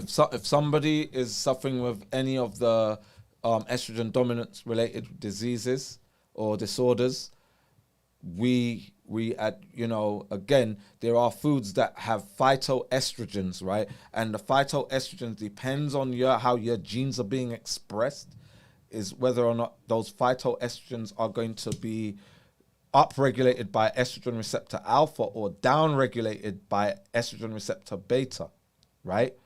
So there are foods that we know for sure bind to beta receptors, like cauliflower, which means that cauliflower is an aromatase and estrogen inhibitor, right? Now, there are foods that can go either way, that we're like, okay, just to be sure, to be safe, leave them out. Okay. So then if you're not on the estrogen fast, it's okay to have them then? Yes. Okay. Let's see. Oh, when you were speaking about the water, on one page you were recommending that we have like 28 ounces of the spring water with the supplement. And then on another page, you were speaking about having 30 ounces of water. Are we supposed to be trying to consume that much fluids in one day? Well, we never tell anybody that you have to. There's boundaries, and everybody is different. Like, I can get by with very small amounts of water, especially during winter, right? I can drink a couple glasses of water and I'm good for the day, right? But I have other juices. I might have coconut water, I might have tea or whatever, right? And it's down to the individual, right? So if you with yourself, if 30 ounces is too much, then it's too much. There are some people that they have to drink, consume a lot of water on a daily basis. So you have people who are overly yin, who less water. Then you have yang, enough water. They need a whole bunch of water. Okay, sounds good. I just didn't know if we were supposed to be trying to do both of them, but I don't have a problem with taking that much water. I like water anyway. Okay. It's just this coconut water is about to kill me, and I'm almost finished with my 14-day fast. Right. And it just, I'm like, wow. Have you been squeezing lemon into your coconut water? No, I didn't squeeze any lemon. Lemon or lime, man, it will change your life. Like my son told me that and when he told me that coconut water tastes like it was like water that was soaked in socks, right? and that kind of disturbed me, because it started next time I tasted coconut water, I was thinking socks. But when you squeeze lemon or lime into it, it tastes great. Okay. It changes the taste. That sounds good. And then, so the spelt noodles, that would be the same thing, as long as it says spelt spaghetti or spelt noodles. Right. Now, spelt is something where a lot of people bloat with spelt because of the gluten. Spelt still has gluten in it. And a lot of people have high gluten sensitivity, right? Where they can bloat, it causes inflammatory response. So spelt is something that, see how you feel with spelt. If it makes you feel groggy, right? Because to some people, you might eat something and it might digest, and you might be thinking, all right, cool. But when it metabolizes now and your body starts to utilize the chemicals, it can cause brain fog, right? The glutamate in it can affect the way how you process, how your thoughts are being processed, and the ability of your brain. So the impact of it might not be, when we talk about inflammation, it isn't just about pain. It's about how it impacts function of cells and organ, how much energy cells express. Okay. So I'm sorry, going back to the watermelon, if you can't find the watermelon and the cantaloupe in season now, do I just eat any fruit when I'm coming off? Kiwi fruit. Kiwi Okay. fruit. And if you can get cantaloupe or honeydew, seeded, but make sure it's seeded, and make sure your kiwi is organic. Right. Okay. Okay. So I'll have to search that because we're not in summer yet here. Okay. I also noticed that you say no coffee. So does it matter if the coffee come from Costa Rica or any place like that, or just coffee, period? Well, caffeine is in coffee, and caffeine will impede recovery and impede detoxification. Okay. So that decaf, that's alternated with other. Decaf is just, nah. Okay, got you. Okay, got it. Okay, so I think I got all my questions answered. Thank you so much. Oh, you're most welcome. Thank you, Katrina. Well, guys, now we're definitely over time. But it's all great content. No worry, Katrina, you didn't realize. Great questions. And guys, someone's actually read the book because they went through it page by page. And next week, we'll talk about the punctuation errors that he left in there. So thanks for that. No. Absolutely no. Would you, Bert, is it, who's the Simpsons? Bart Simpson hand rise up. No. Just Ruth, you're such a troublemaker. Absolutely. No. I'm just putting a question in the chat. I just want to make sure that you answer it, please. A question in the chat. Well, if we're not going to answer it on the screen, what kiwi? Green or gold kiwi? As long as it's organic, it don't matter. Doesn't matter. Golden is great though. All right, folks. This has been another great session. And right now, New Zealand is summer in New Zealand, right? So kiwis are in season somewhere. All right, guys, been another great session. Thank you for joining. Thanks for having us. We hope you learned something. I learn everything every week on the call. Remember, check out the YouTube channel. Make sure you like, share, subscribe, hashtag us and tag us on any of your posts. Those of you doing the detoxes, happy detoxing. Stay well, be safe, move somewhere warmer. That's you guys. All right. One last question. Somebody asked something in Instagram. Quickly. There's not one thing in Instagram. What is it? No, somebody asked about can they drink herbal tea for detoxification during the 14-day. It's supposed to be 14-day. That's not what it says. Near the bottom. Can you drink teas on your 15-day fast? No teas. Okay, I didn't think so. No teas during the 14-day. All right. We will allow ginger, raw ginger with manuka honey if you don't like the coconut water. Yeah, and that's including herbal teas. No teas, because your body will try to ingest them, herbal or otherwise. And all teas are herbal. So manuka honey and ginger. Yes. And would you kindly check your email? I sent Yeah, check yours, Keela. Check your email. I responded. Okay, thank you, sir. Thank you. All right. Thank you both, Mr. Larty and Dr. Amsu. Maura, right, thank you. Maura, you about to say something? Oh, you're just waving. Okay, I thought you said a question. All right, guys. All right, see you guys next week. Take care. All right, take care, everybody. Peace out.